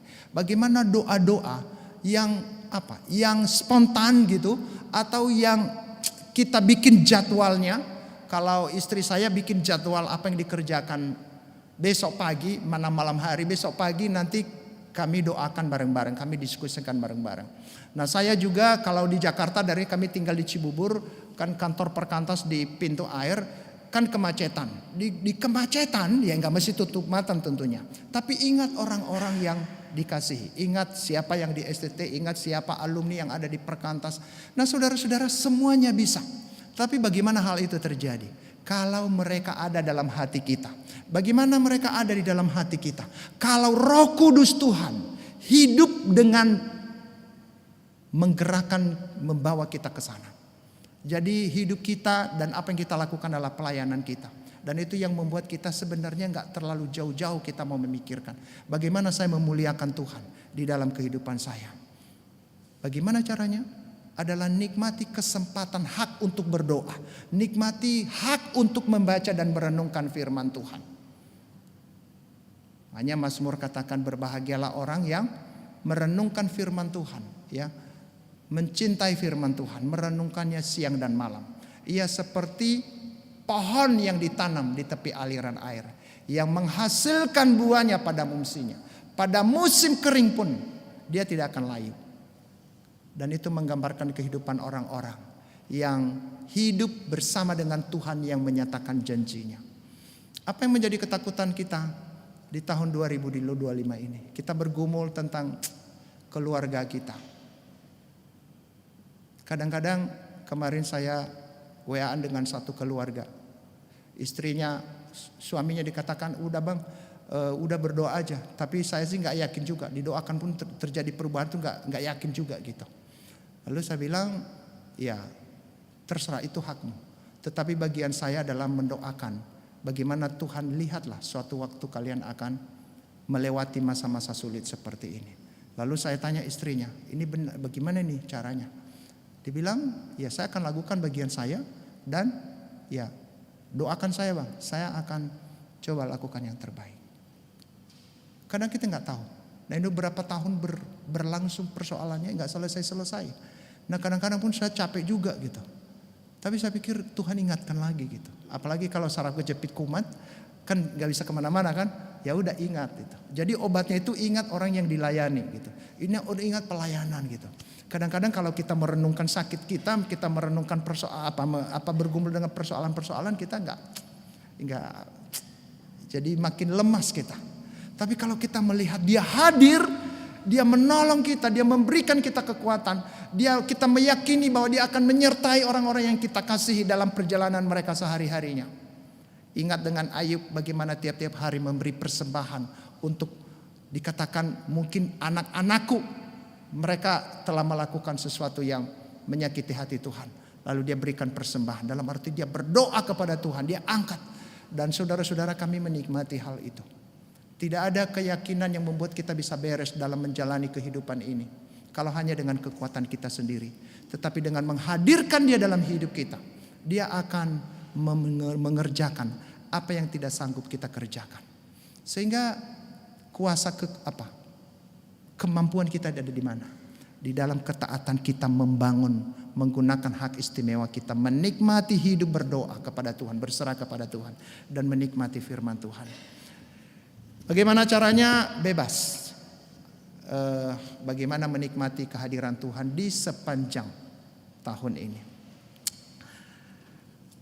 Kiranya firman Tuhan pada sore hari ini Bapak Ibu akan menolong dan memberkati kita dengan sebuah kalimat terakhir. Saya akan membacakan, dikatakan Yesaya 43 ayat 1-7. Mengajarkan bahwa kita dapat memiliki keyakinan dalam janji Allah. Karena dia telah menebus kita. Dia pemelihara dan dia yang menyertai kita. Sebagai umatnya kita dipanggil untuk hidup dalam keberanian, dalam iman dan ketaatan. Mari kita menjalani itu di tahun 2025 ini. Janji ini tidak hanya berlaku bagi Israel, tetapi juga bagi kita sebagai murid Kristus di zaman ini. Mari kita mendengar misalnya Roma, saya ini bagian yang terakhir sebelum saya menutup di dalam doa. Roma 8 ayat 38 ya dan 39. Dia katakan begini. Tetapi dalam 38, sebab aku yakin bahwa baik maut maupun hidup, baik malaikat-malaikat maupun pemerintah-pemerintah, baik yang ada sekarang maupun yang akan datang, atau kuasa-kuasa, baik yang di atas maupun yang di bawah, ataupun sesuatu makhluk lain, tidak akan dapat memisahkan kita dari kasih Allah yang ada di dalam Kristus Yesus Tuhan kita. Bapak Ibu, mari kita menikmati ayat ini di dalam berbagai ketakutan kita menjalani tahun 2025. Di dalam ayat 31 dia katakan begini, sebab itu apakah yang akan kita katakan tentang semuanya ini? Jika Allah di pihak kita, ia siapakah yang akan melawan kita? Ia yang tidak menyayangkan anaknya sendiri, tetapi yang menyerahkannya bagi kita semua. Bagaimanakah mungkin ia tidak mengaruniakan segala sesuatu kepada kita bersama-sama dengan Dia? Kristus telah diserahkan, dianugerahkan Tuhan bagi kita. Maka marilah bersama dengan Kristus yang telah menjadi bagian hidup kita, menjalani hidup dan segala apa yang Dia izinkan terjadi dalam hidup kita sepanjang tahun 2025 ini. Hidup kita, keluarga kita, pelayanan kita, mari kita terus bersemangat. Bukan karena kita semangat-semangat doang, tapi karena Dia ada bersama-sama dengan kita. Mari kita berdoa. Bapa di surga, terima kasih untuk firman-Mu yang telah menolong kami pada sore hari ini. Untuk mengawali tahun ini dalam satu ibadah awal tahun kami. Tuhan yang mengenal setiap anak-anak-Mu yang ada di dalam ruangan ini maupun juga yang mengikuti di live streaming. Kami bersyukur karena Engkau telah memilih kami, Engkau telah menebus kami, dan Engkau telah menjadikan kami yang tidak layak ini adalah milik-Mu. Kiranya status dan identitas itu akan meneguhkan mantapnya kami menjalani tahun 2025 ini bersama-sama dengan Tuhan. Karena ada janji penyertaan-Mu dan ada satu hak istimewa di mana bersama dengan Engkau pun Engkau panggil kami melayani-Mu di dalam berbagai skala, dalam berbagai bentuk, di segala musim kehidupan kami. Terima kasih Tuhan atas firman-Mu yang boleh kami dengar. Biarlah Roh Kudus akan menolong kami untuk mengaitkannya dengan realita hidup kami masing-masing di tempat ini. Terpuji nama-Mu Bapa. Dalam nama Yesus kami berdoa. Amin.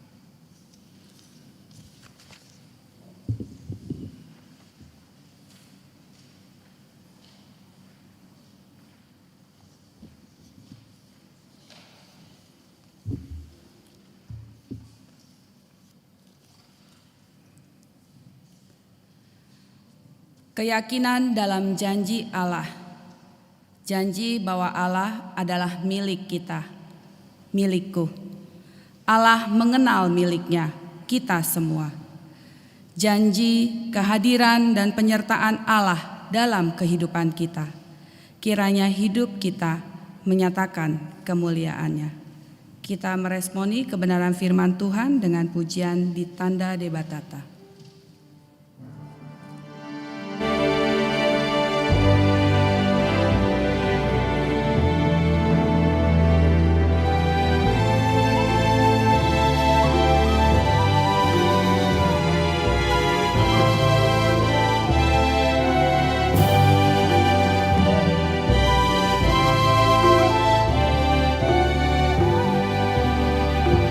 Di tanda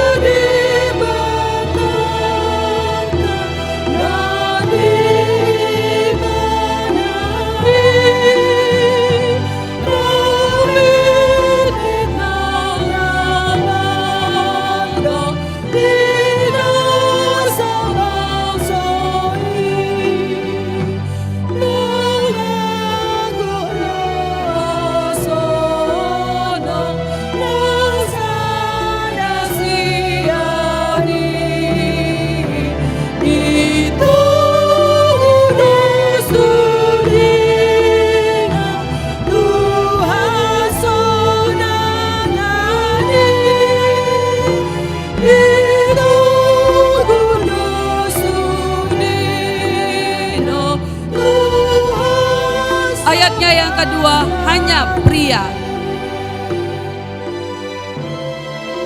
Hanya pria, mereka dikenalnya.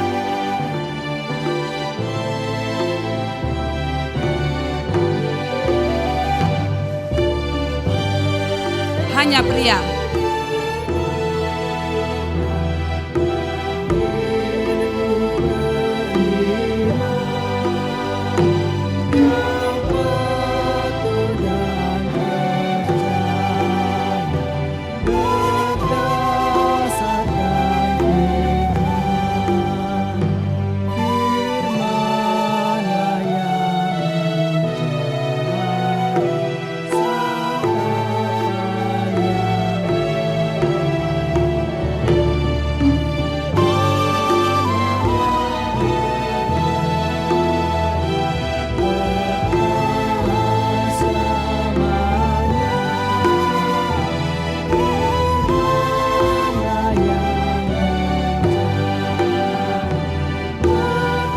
Ayatnya yang ketiga, hanya wanita.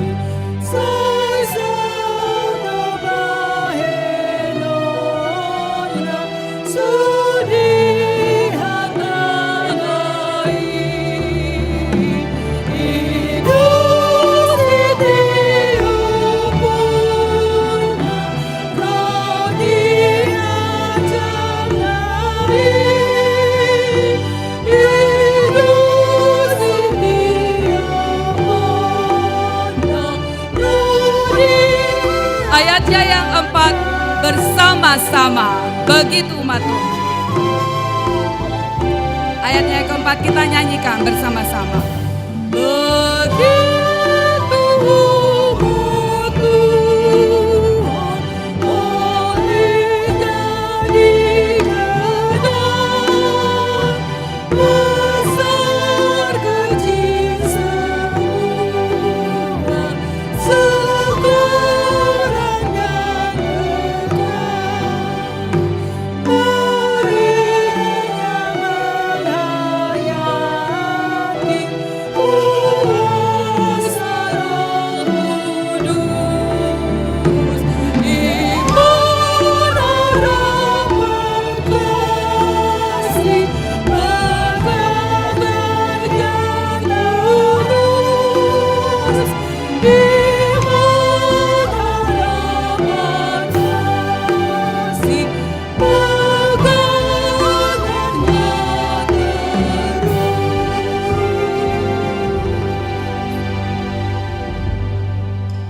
Kesaksian pujian dari Immanuel Choir.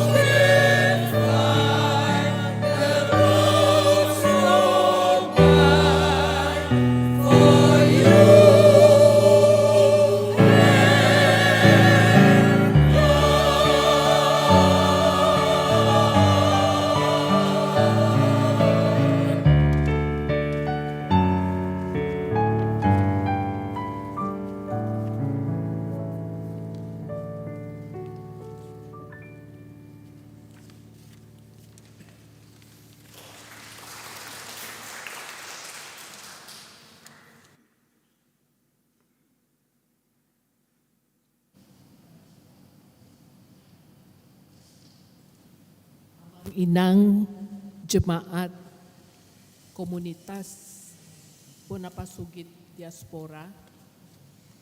Puji Tuhan dan kami bersyukur mendapat kesempatan dan waktu untuk melayani di ibadah sore ini. Kami adalah Immanuel Choir, terdiri dari berbagai anggota dari berbagai gereja, dari HKBP yang berbeda juga, ada dari Gereja Misi Injili Indonesia, ada dari GPIB dan Gereja Kristus, dan ada juga yang lain-lain. Kami tidak semua hadir di sini, ini hanya beberapa, tetapi kami senang sekali untuk bisa dapat kesempatan melayani. Kiranya lagu pujian yang kami sampaikan ini dapat membangkitkan iman, pengharapan, dan kasih kita kepada Tuhan yang kita layani itu. Karena Dia begitu baik di dalam hidup kita dan di dalam pelayanan kita. Tuhan memberkati kita semua. Selanjutnya kami akan membawakan lagu Hosana Pujilah Tuhan.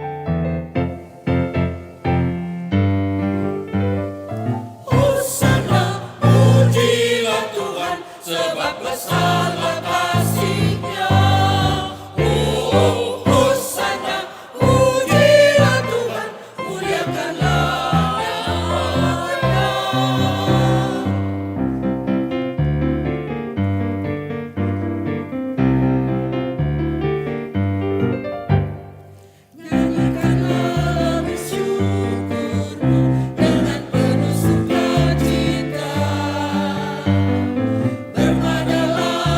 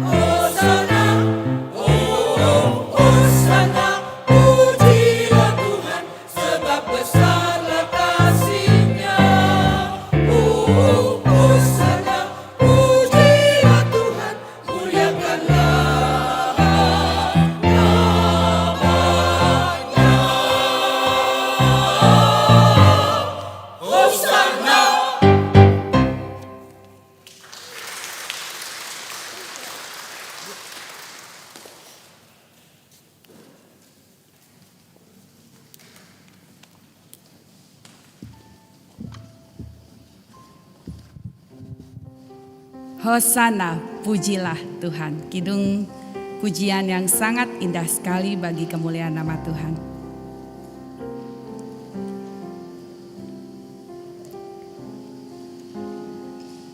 Ayat pengantar kita untuk masuk ke persembahan diambil dari Maleakhi 3 ayat 10. Bawalah seluruh persembahan persepuluhan itu ke dalam rumah perbendaharaan, supaya ada persediaan makanan di rumahku. Dan ujilah aku, firman Tuhan semesta alam. Apakah aku tidak membukakan bagimu tingkap-tingkap langit dan mencurahkan berkat kepadamu sampai berkelimpahan. Kita sama-sama akan memuji Tuhan dari pujian hujan berkat kan tercurah.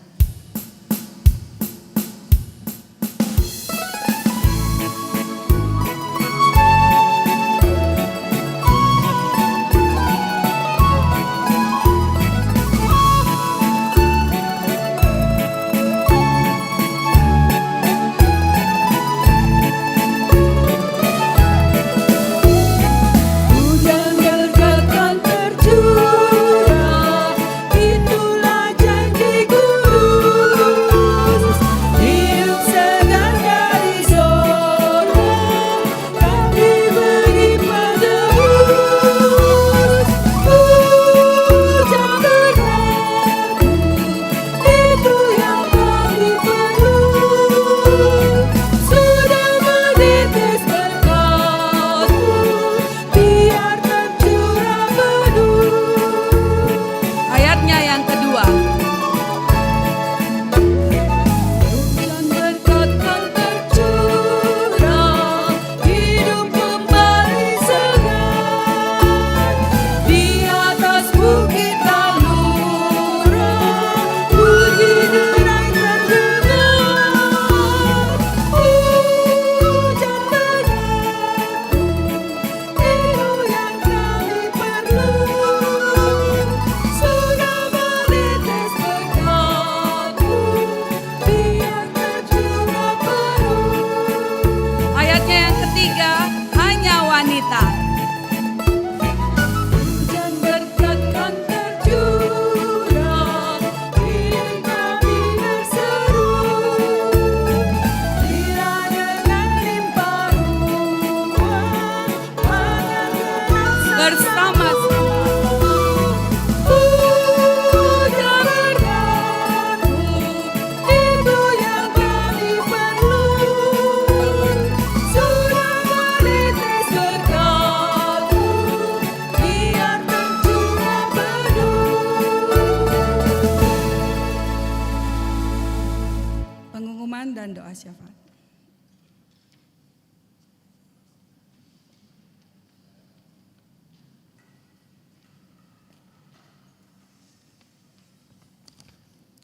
Shalom, selamat sore semua. Mana senyumnya? Harus semangat begitu ya. Iya teman-teman sekalian, jemaat sekalian, sungguh indah untuk ibadah hari ini. Dengan segala iman pengharapan kita tetap penuh dengan gairah, kan begitu ya. Tadi saya sambil mengkaji bagian-bagian khotbah Bang Eli, bagaimana sih strategi manusia menghadapi 2025? Dan mau tahu Bapak Ibu sekalian apa yang saya lakukan? Saya sering mengajar kepada para profesional bagaimana cara belajar dengan cepat, mengenali berbagai strategi. Sederhana saja, ada 3 teknik sebenarnya belajar sambil menguji apa informasi kita benar tidak. Pertama adalah saya menggunakan ChatGPT. Tetapi dasarnya menggunakan sumber ya. Sekarang jadi kalau ChatGPT itu jangan hanya sekedar tanya bagaimana strategi menghadapi 2025. Jangan begitu. Bersama sumber aslinya gitu ya. Nah itu pertama. Ketika saya tahu dapat data itu baru saya kejar menggunakan Google Scholar. Kira-kira jurnal-jurnal ada nggak memperkuat itu? Nah baru yang ketiga saya kejar menggunakan Library Genesis untuk dapat berbagai referensi. Nah, saya tadi merenung ternyata informasi yang saya dapat di 2025 ini cukup seru ya. Ada dua bagian. Menghadapi dengan optimis atau pesimis. Minggu lalu saya baru memberikan seminar bagaimana strategi profesional menghadapi bisnis 2025 dengan tetap termotivasi dan juga tetap percaya diri. Wah. Biasa kan kita menggunakan data-data. Data-data yang membuat kita optimis apa saja sih? Nah, kan data kalau kita kan perannya ada banyak ya. Mau pakai data politik, ekonomik, sosial, teknologi, legal aspect, dan environment. Wah, itu dikupas dalam. Saya yang bawakan sebenarnya 1,5 jam. Lalu itu baru dari peran profesional. Lalu bagaimana dari sisi spiritual kita? Lebih itu. 2. Ketiga dari sisi sosial kita. Keempat baru dari segi kita sebagai seorang profesional dan pendekatan yang lain. Jadi ternyata nggak simple teman sekalian. Cukup rumit. Tinggal sumber datanya yang mana? Yang membuat kita optimis atau pesimis. Nah, kalau saya orang ekonomi kan langsung bawanya pakai data optimis ya. Karena saya motivator juga. Data Indonesia makroekonomi bagus loh, keren loh. Kita mau tumbuh 4% sampai 5%. Bahkan dikonfirmasi oleh World Bank. Wah, tepuk tangan semua gitu ya. Tapi yang membuat kita pesimis, takut juga. Ini politik seru juga ya. Tetapi sekali lagi itu salah satu bagian. Jadi teman-teman jangan sampai terlalu takut menghadapi hidup ini. Tadi Bang Eli sudah menjelaskan. Nah, jadi wartanya ada warta sukacita. Jadi hari ini saya menyampaikan warta sukacita. Semangat dong gitu ya. Nah, itu paling penting ya. Jadi tadi Bang Eli sudah memperkenalkan jelas bagi kita semua di sini pasti datang ke sini dengan diberkati Tuhan. Saya juga pingin Tuhan ketika aku hadir di sini, aku ingin menikmati ibadah ini supaya aku makin kagum melihat Engkau Tuhan. Supaya aku makin terpesona melihat Engkau. Begitu dahsyatnya Engkau walaupun di sini kursi sebagian masih diisi oleh para malaikat gitu ya. Belum nyata, belum kelihatan gitu ya. Jadi saya ingin menikmati gitu ya. Itu ya. Nah, jadi gimana caranya? Jadi malaikat kita percayakan. Karena 2-3 berikut Tuhan hadir dengan mengirim malaikat di surga. Semangat terus buat teman sekalian ya. Oke. Berita-berita sukacita pada hari ini. Jadi pertama biasa kita mesti buka dulu rahasia senjata kacamata. Ya teman-teman sekalian, mungkin bagi yang baru kenal saya, tadi sudah disampaikan oleh Bang Eli. Saya sendiri John Alfonso Tauruk di bidang public relation. Nah, kayak gini ngucap cuap gitu ya. Dan bidang misi. Kita berharap dari segi public relation di ST Trinity adalah semakin banyak orang tahu, semakin orang mengerti, makin banyak terlibat di dalam misi Injil. Ini tujuan dari public relation. Nah, bentuknya apa saja? Bentuknya pertama bisa bentuknya dukungan doa supaya setia, doakan terus itu di dalam misi. Di dalam misi Injil ini yang penting bagi jiwa-jiwa kan gitu ya. Nah, semakin banyak yang hadir, semakin banyak orang tahu tentang misi dari yayasan kita yang ada tadi 3 bagian, ada ST Trinity, ada KBD, ada BMT badan misinya. Itu yang pertama. Yang kedua, dukung kami dari segi dana. Makin banyak orang terlibat, makin banyak tahu, makin banyak orang mengerti tentang misi, dia bisa berdoa tadi, dukung doa, bisa dukung juga dalam dana. Dan juga dukung juga dalam keterlibatan dalam berbagai kegiatan misi Injil. Karena kalau kita lihat baru berapa persen sih orang-orang terlibat dalam misi? Sedikit Bapak sekalian. Nanti boleh cek berapa persen terlibat dalam misi. Ya. Nah, itu saya mau sampaikan beberapa hal terkait dengan pada hari ini. Pertama, untuk ibadah bulan depan. Jadi mari hadir semuanya. Kita penuhi ruangan ini. Kita ajak teman-teman, tepuk tangan semangat dong gitu ya. Itu ya paling penting dong ya. Jadi kita berharap di sini teman-teman di yayasan, para pengurus yayasan supaya hadir, ini penting banget. Supaya muncul rasa memiliki ini. Nanti tolong yang bidang, nanti ada Novi di sini ya. Halo Novi, jangan lupa ya, mulai gencar berkomunikasi dengan para pengurus yayasan yang lain-lain. Itu pertama. Yang kedua, dengan para anggota-anggota kita. Anggota kita semuanya ya. Database-nya ada kok semua. Nanti dengan koordinator bisa sharing, mulai di chatting lagi, di chat WA, SMS apa saja, kita mesti gempur habis-habisan. Kita mau ceritakan berita bahagia tentang misi Injil. Nah, kemudian tadi ada usulan Bang Eli, bagaimana teman-teman di BMT juga terlibat hadir secara online, gitu kan? Karena mereka ada di ruang misi, supaya juga terlibat di dalam ibadah. Ini disebut gabungan ibadah kita sebagai perayaan kita, sebagai ungkapan syukur kita dalam suatu komunitas Bonang Pasogit. Nah itu ya, itu pertama. Jadi hadir untuk ibadah minggu depan tanggal 2 Maret 2025 dengan tema Anugerah Kemuliaan dan Kuasa dalam Kristus. Tempatnya sama di sini kami tim yang lama oleh Bapak Niko Daichi. Gitu ya. Jadi hadirlah bersama teman-teman sekalian dan biarlah semua kita terlibat dalam misi. Pada hari ini kita bersyukur atas ibadah yang luar biasa, ada paparan tentang bagaimana secara pribadi kita berstrategi menghadapi 2025 dalam seluruh peran hidup kita. Tadi dipaparkan dengan jelas oleh Pendeta Elius Gulo. Terima kasih untuk renungannya hari ini yang sangat dahsyat buat kita dan semua orang diberkati walaupun kita tadi agak berat gitu kan ya. Tapi sekali lagi saya dan teman-teman merasa diberkati oleh Tuhan. Nah, berikutnya di sini kita melihat berterima kasih juga kepada semua yang mendukung pelayanan ibadah hari ini. Tentu tim doa kita dan juga para pengisi acara kita, pertama dari MC yang bergairah. Saya dengan gayanya, tangannya ya seneng banget ya. Ada energi positif di situ. Tarikannya, wah itu tadi juga apalagi dengan kurnya tadi keren banget ya. Wah gitu kok kita diskusi. Itu kakak kita itu hebat banget ya, semangat banget. Kayaknya perlu ditularkan semangat itu gitu ya. Jadi Kak Helmi di sini yang sudah menolong kita dalam ibadah, kemudian singers dengan suara vokal yang kuat, Kak Mince, Kak Oktina di sini yang sudah menolong kita dalam mengat pujian kita, biarlah semua itu kemuliaan bagi nama Tuhan di surga. Didukung juga dengan pemain-pemain luar biasa musik yang sangat profesional. Mungkin Bapak Ibu sudah tahu semua, ada rekan kita di sini, Bang Tiroy.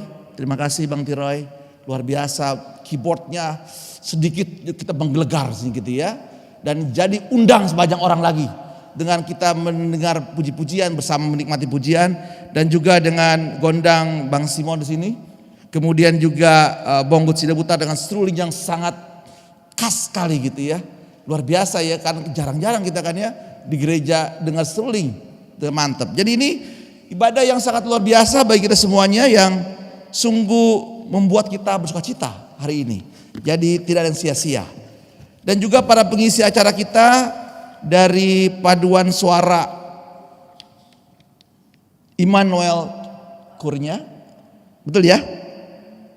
Immanuel Choirnya dengan If We Will Hold and Together and Hosanna pujilah Tuhan. Wah ini sangat menguatkan. Maka tadi kami tepuk tangan semua sekali. Wah ini benar-benar buat kita ya, sedikit tapi punya daya yang kuat. Kenapa? Karena roh Tuhan menolong kita semuanya, baik yang bernyanyi maupun yang mendengar, sehingga bisa menikmati.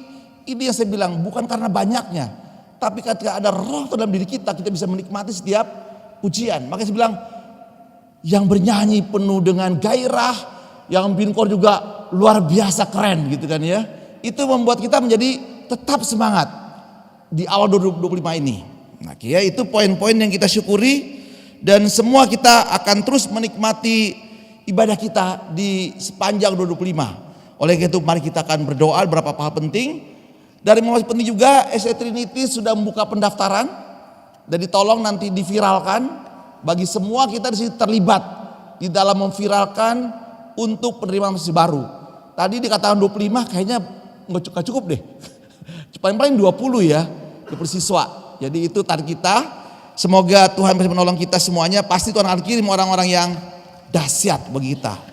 Baik, kita akan berdoa syafaat dengan beberapa poin. Pertama tentang di bulan KBD ini, kemudian juga buat yayasan dan juga bagi bangsa negara. Mari kita satukan hati kita untuk kita berdoa bersama. Terpujilah Engkau ya Allah Bapa, Tuhan Yesus Kristus adalah Roh Kudus. Oleh karena kasih setiamu Tuhan, kami hari ini diberi kesempatan Tuhan pada sore ini menikmati ibadah persekutuan komunitas Bona Pasukan sini Tuhan. Dengan pertolongan Tuhan kami bisa memahami bagian-bagian firman-Mu yang untuk menguatkan kami. Dan biarlah setiap firman yang taburkan sungguh mengakar dalam hidup kami dan boleh bertumbuh dan berbuah dalam kehidupan kami sehari-hari.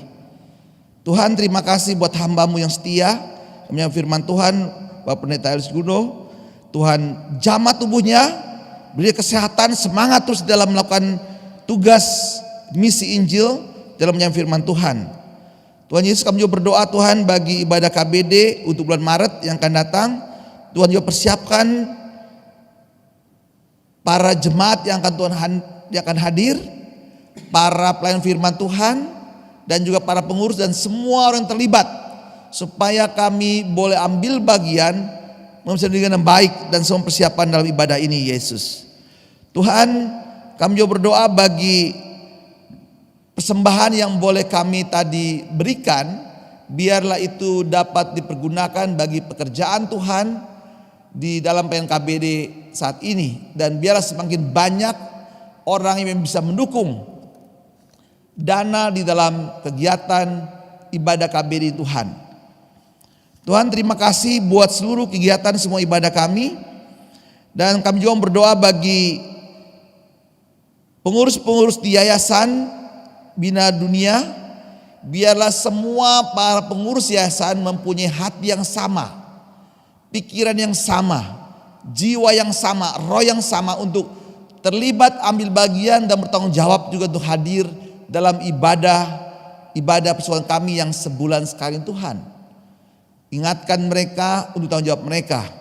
Begitupun juga untuk pengurus KBD, semua juga Tuhan juga terlibat agar semua kami sepenuh hati sungguh-sungguh Tuhan, bukan melayani manusia, tapi kesungguh-sungguh kami hadir untuk bersekutu bersama, untuk memuji Tuhan dan melakukan sharing misi Injil yang kami akan lakukan.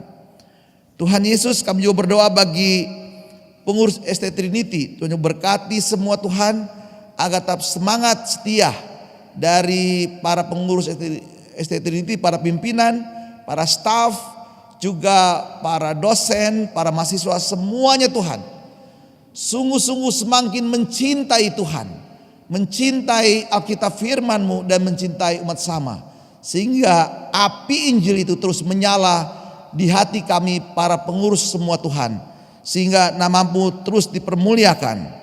Ya Bapa, Yesus Roh Kudus, terima kasih Engkau juga menolong kami di dalam kegiatan YBD KBD Bapa untuk setiap misi yang kami lakukan.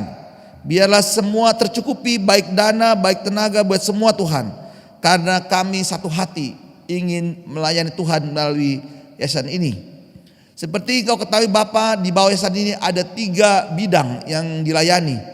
Ada ST Trinity, ada KBD, dan juga ada BMT yang baru dimulai. Tuhan, kami berdoa bagi ST Trinity Tuhan, di dalam penerimaan masih baru Tuhan berkati yang sudah dimulai. Tuhan kirimlah Tuhan, gerakanlah 20 orang mahasiswa baru yang akan kami persiapkan di tahun ajaran baru ini Bapa. Kami percaya tepat pada waktu Tuhan akan kirim orang-orang yang punya hati untuk melakukan misi penginjilan. Tuhan, kami juga berdoa bagi penerapan masuk MBKM yang baru yang boleh dilakukan, ditempatkan di ruang misi biar berjalan dengan baik. Dan seperti engkau lihat sendiri Tuhan, sudah mulai semangat mereka, api Injil mereka menyala di tempat ruang misi Tuhan. Terima kasih Tuhan Yesus. Kami juga berdoa bagi semua ruang misi di mana kami punya tekad ya Kristus melalui rumah misi tersebut, Ada misi, yaitu Tuhan setiap hari kami ingin menjumpai 5 jiwa. Kami ingin beritakan Injil Tuhan. Dan biarlah para misionaris kami di rumah misi sungguh-sungguh mereka mengerjakan dengan baik. Baik penginjilan mereka, menemui 5 jiwa setiap hari. Kemudian juga melayani kegiatan sosial diakonia melalui kursus-kursus. Melalui juga khotbah-khotbah di gereja-gereja. Pelayanan juga ke rumah-rumah tangga. Dan semua pelayanan boleh berjalan dengan baik. Supaya melalui roh misi tersebut banyak jiwa berjumpa dengan Tuhan dan diselamatkan oleh Tuhan. Dan juga banyak jiwa yang dipulihkan oleh Tuhan. Terima kasih untuk karya ajaib-Mu bagi pekerjaan Tuhan di roh misi kami Tuhan. Tuhan, kami juga persiapan untuk KKR Paskah. Baik di setiap roh misi yang sudah kami rancangkan, baik juga yang akan dilakukan secara bersama di pusat di Parapat. Tuhan bersama juga dengan baik. Semuanya bagi kemuliaan nama Tuhan. Ya Bapa, Yesus dan Roh Kudus, kami juga berdoa bagi bangsa dan negara. Berkati negara kami Bapa dengan perubahan-perubahan politik saat ini Bapa dan perubahan-perubahan ekonomi. Tuhan tolong presiden kami agar bersama para menteri, para pejabat negara agar mereka takut akan Tuhan. Agar mereka tidak terjebak lagi dalam niat untuk melakukan tindakan korupsi yang jahat Bapa. Dan biarlah Engkau lindungi negara kami ini Bapa dari orang-orang jahat yang sudah merencanakan kejahatan bagi negara kami. Engkau patahkan setiap rencana mereka yang untuk menghabiskan dan negara untuk kepentingan pribadi mereka Tuhan. Bapa, Kau juga kuatkan iman dari KPK, lembaga kepolisian, juga hakim agar mereka juga takut akan Tuhan agar mampu menegakkan hukum di Indonesia ini dan dengan takut akan Tuhan. Supaya mereka juga tidak mudah disuap, tidak mudah diperbudak oleh uang dan materi Bapa, agar negara kami ini makmur seperti Engkau rancang bagi setiap manusia Tuhan. Kau jaga semua Bapa warga negara kami agar juga disiplin, membayar pajak, melakukan semuanya dengan baik, bekerja dengan sungguh-sungguh dengan semangat yang tinggi Bapa bagi seluruh negara kami ini Tuhan. Tuhan Yesus, terima kasih buat semua permohonan kami, doa kami Bapa, dan kami percaya Bapa, jemaat-jemaat-Mu yang hadir sini Tuhan, kami juga berdoa Bapa. Ketika mereka hadir mungkin ada beban hidup mereka yang sulit dijawab, sulit terjawab. Kiranya Tuhan dengan doa syafaat ini Bapa, Engkau yang mengenal hati kami jemaat-Mu saat ini hadir, datanglah Tuhan. Balutlah setiap luka-luka batin dalam mereka. Kalau mereka sakit di jiwa mereka, Tuhan jamah pulihkan. Kalau mereka ada sakit di segi fisik, Tuhan jamah pulihkan dalam nama Yesus Kristus Tuhan.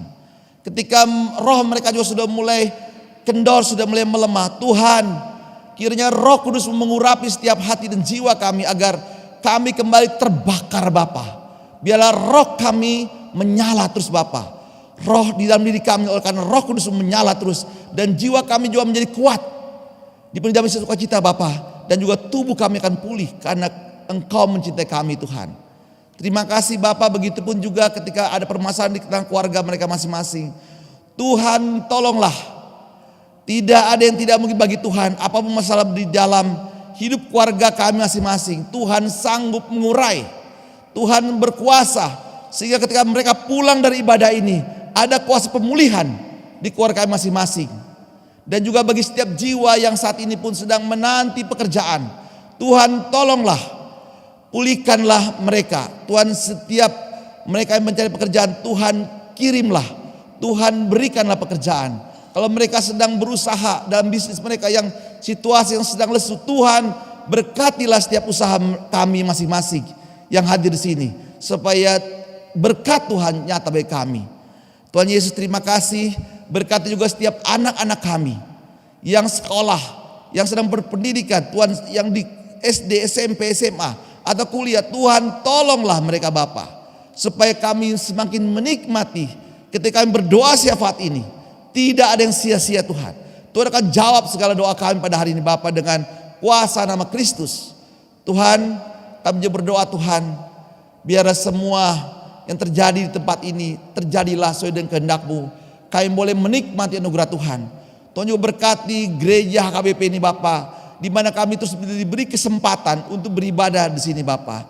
Berkati Bapa hamba-hamba Tuhan di sini, berkati para majelis jemaatnya, berkati juga semua jemaat di sini agar mereka terus melakukan misi dengan cinta Tuhan.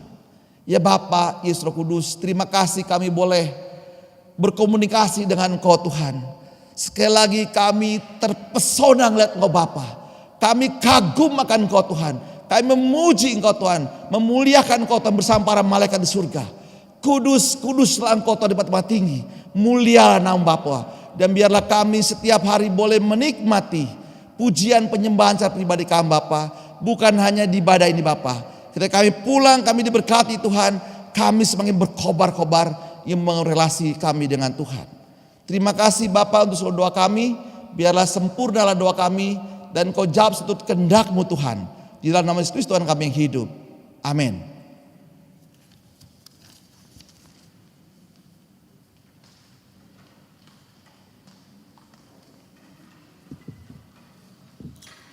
Kita berada di ujung ibadah dengan ajakan untuk hidup dengan keyakinan dalam janji Allah, janji penyertaan dari sobat yang setia, yang senantiasa berjalan beserta dengan kita, beserta denganku.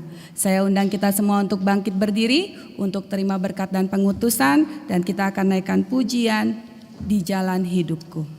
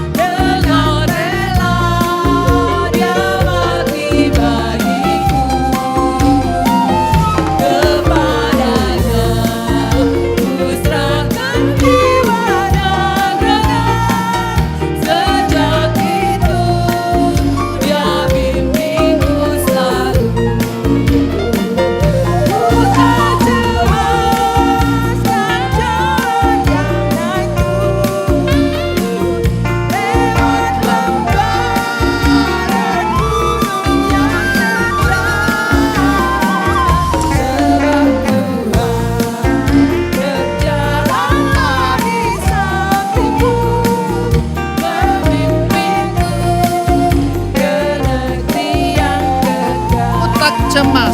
Sekali lagi. Bukan cemas kan jalan yang naik turun, lewat lembah dan gunung yang terjal. Berjalanlah di sampingku, memimpinku ke negeri yang dekat. Mari kita berdoa. Tuhan, tolong kami untuk mengalami pesan dari lagu pujian ini, bahwa di dalam perjalanan hidup kami, khususnya menjalani hidup di tahun 2025, ada seorang sahabat yang telah menebus kami yang telah mengangkat kami menjadi anaknya dan yang berjalan bersama-sama dengan kami. Sehingga kami mengaminkan kami tidak perlu dikuasai oleh ketakutan, tidak perlu dikuasai oleh kecemasan, karena Engkau ada bersama-sama dengan kami.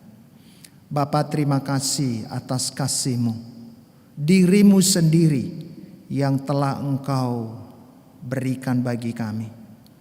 Sehingga di dalam menjalani hari-hari hidup kami, dalam sisa hidup kami ke depan sampai akhir kehidupan ini, dengan satu keyakinan, di saat penebusan-Mu, keselamatan yang daripadamu, dan kehadiran-Mu hari demi hari, Allah yang telah menjadi Bapa kekasih jiwa kami, hadir di dalam wujud Allah Roh Kudus, oknum Allah Tritunggal itu. Kiranya itu yang nyata menjadi sebuah kerinduan dan membuat kami kagum akan pribadi itu. Ketika kami sedang dikuasai oleh berbagai kekhawatiran, kegelisahan, atau kondisi dunia yang membebani kehidupan kami, ingatkan kami satu hal, bahwa bersama dengan Engkau pasti kami akan melewati, dan Tuhan mengerjakan sesuatu yang terbaik untuk membawa kami untuk semakin mencintai Engkau, mengasihi-Mu Tuhan, untuk semakin mencintai firman-Mu, dan semakin mencintai pelayanan yang Tuhan percayakan kepada kami. Sekali lagi kami bersyukur melalui Yayasan Bina Dunia, Engkau mempercayakan kepada kami pelayanan demi pelayanan. Biarlah keterlibatan kami di tahun 2025 ini menjadi sebuah wujud persembahan hidup kami kepada Tuhan yang telah Engkau tebus, yang telah Engkau hadir berjalan bersama. Itu yang membuat kami sukacita, sehingga pada akhirnya nanti kami boleh menikmati sebuah apresiasi agung mulia dari Tuhan, bahwa kami akan masuk di dalam persekutuan dengan Engkau. Tuhan, terima kasih untuk segala sesuatu. Kalau sebentar kami akan mengakhiri seluruh rangkaian ibadah kami, kiranya Roh Kudus yang tidak terbatas akan terus menolong kami untuk melewati hari-hari hidup kami ke depan. Mengingatkan kami bahwa Engkau telah menebus kami, mengingatkan kami bahwa Engkau ada bersama-sama dengan kami, dan mengingatkan kami harus memuliakan Engkau melalui hidup kami dan pelayanan kami, kegiatan kami sampai akhir kehidupan ini. Jemaat yang dikasihi oleh Tuhan Yesus, nikmati dan alamilah janji Tuhan, yakini dan jalani itu di dalam hidupmu, hidup keluargamu, hidup pelayananmu, hidup gerejamu, dan terimalah berkat Tuhan. Tuhan memberkati engkau dan melindungi engkau. Tuhan menyinari engkau dengan wajah-Nya dan memberikan engkau kasih karunia. Tuhan menghadapkan wajah-Nya kepadamu dan memberikan engkau damai sejahtera. Allah Abraham, Allah Ishak, Allah Yakub, Allah Tritunggal yang Esa itu memberkatimu dari hari ke hari, mulai saat ini sampai selama-lamanya. Amin. Amin, amin, amin.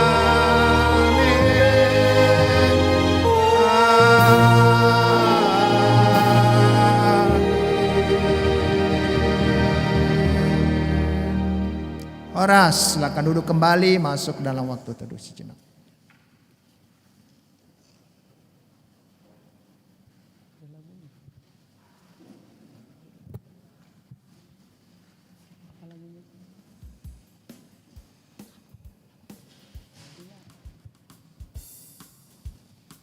Ibadah selesai, silahkan bersalam-salaman. Kita masuk ke Ramadhamma. Ada snack juga.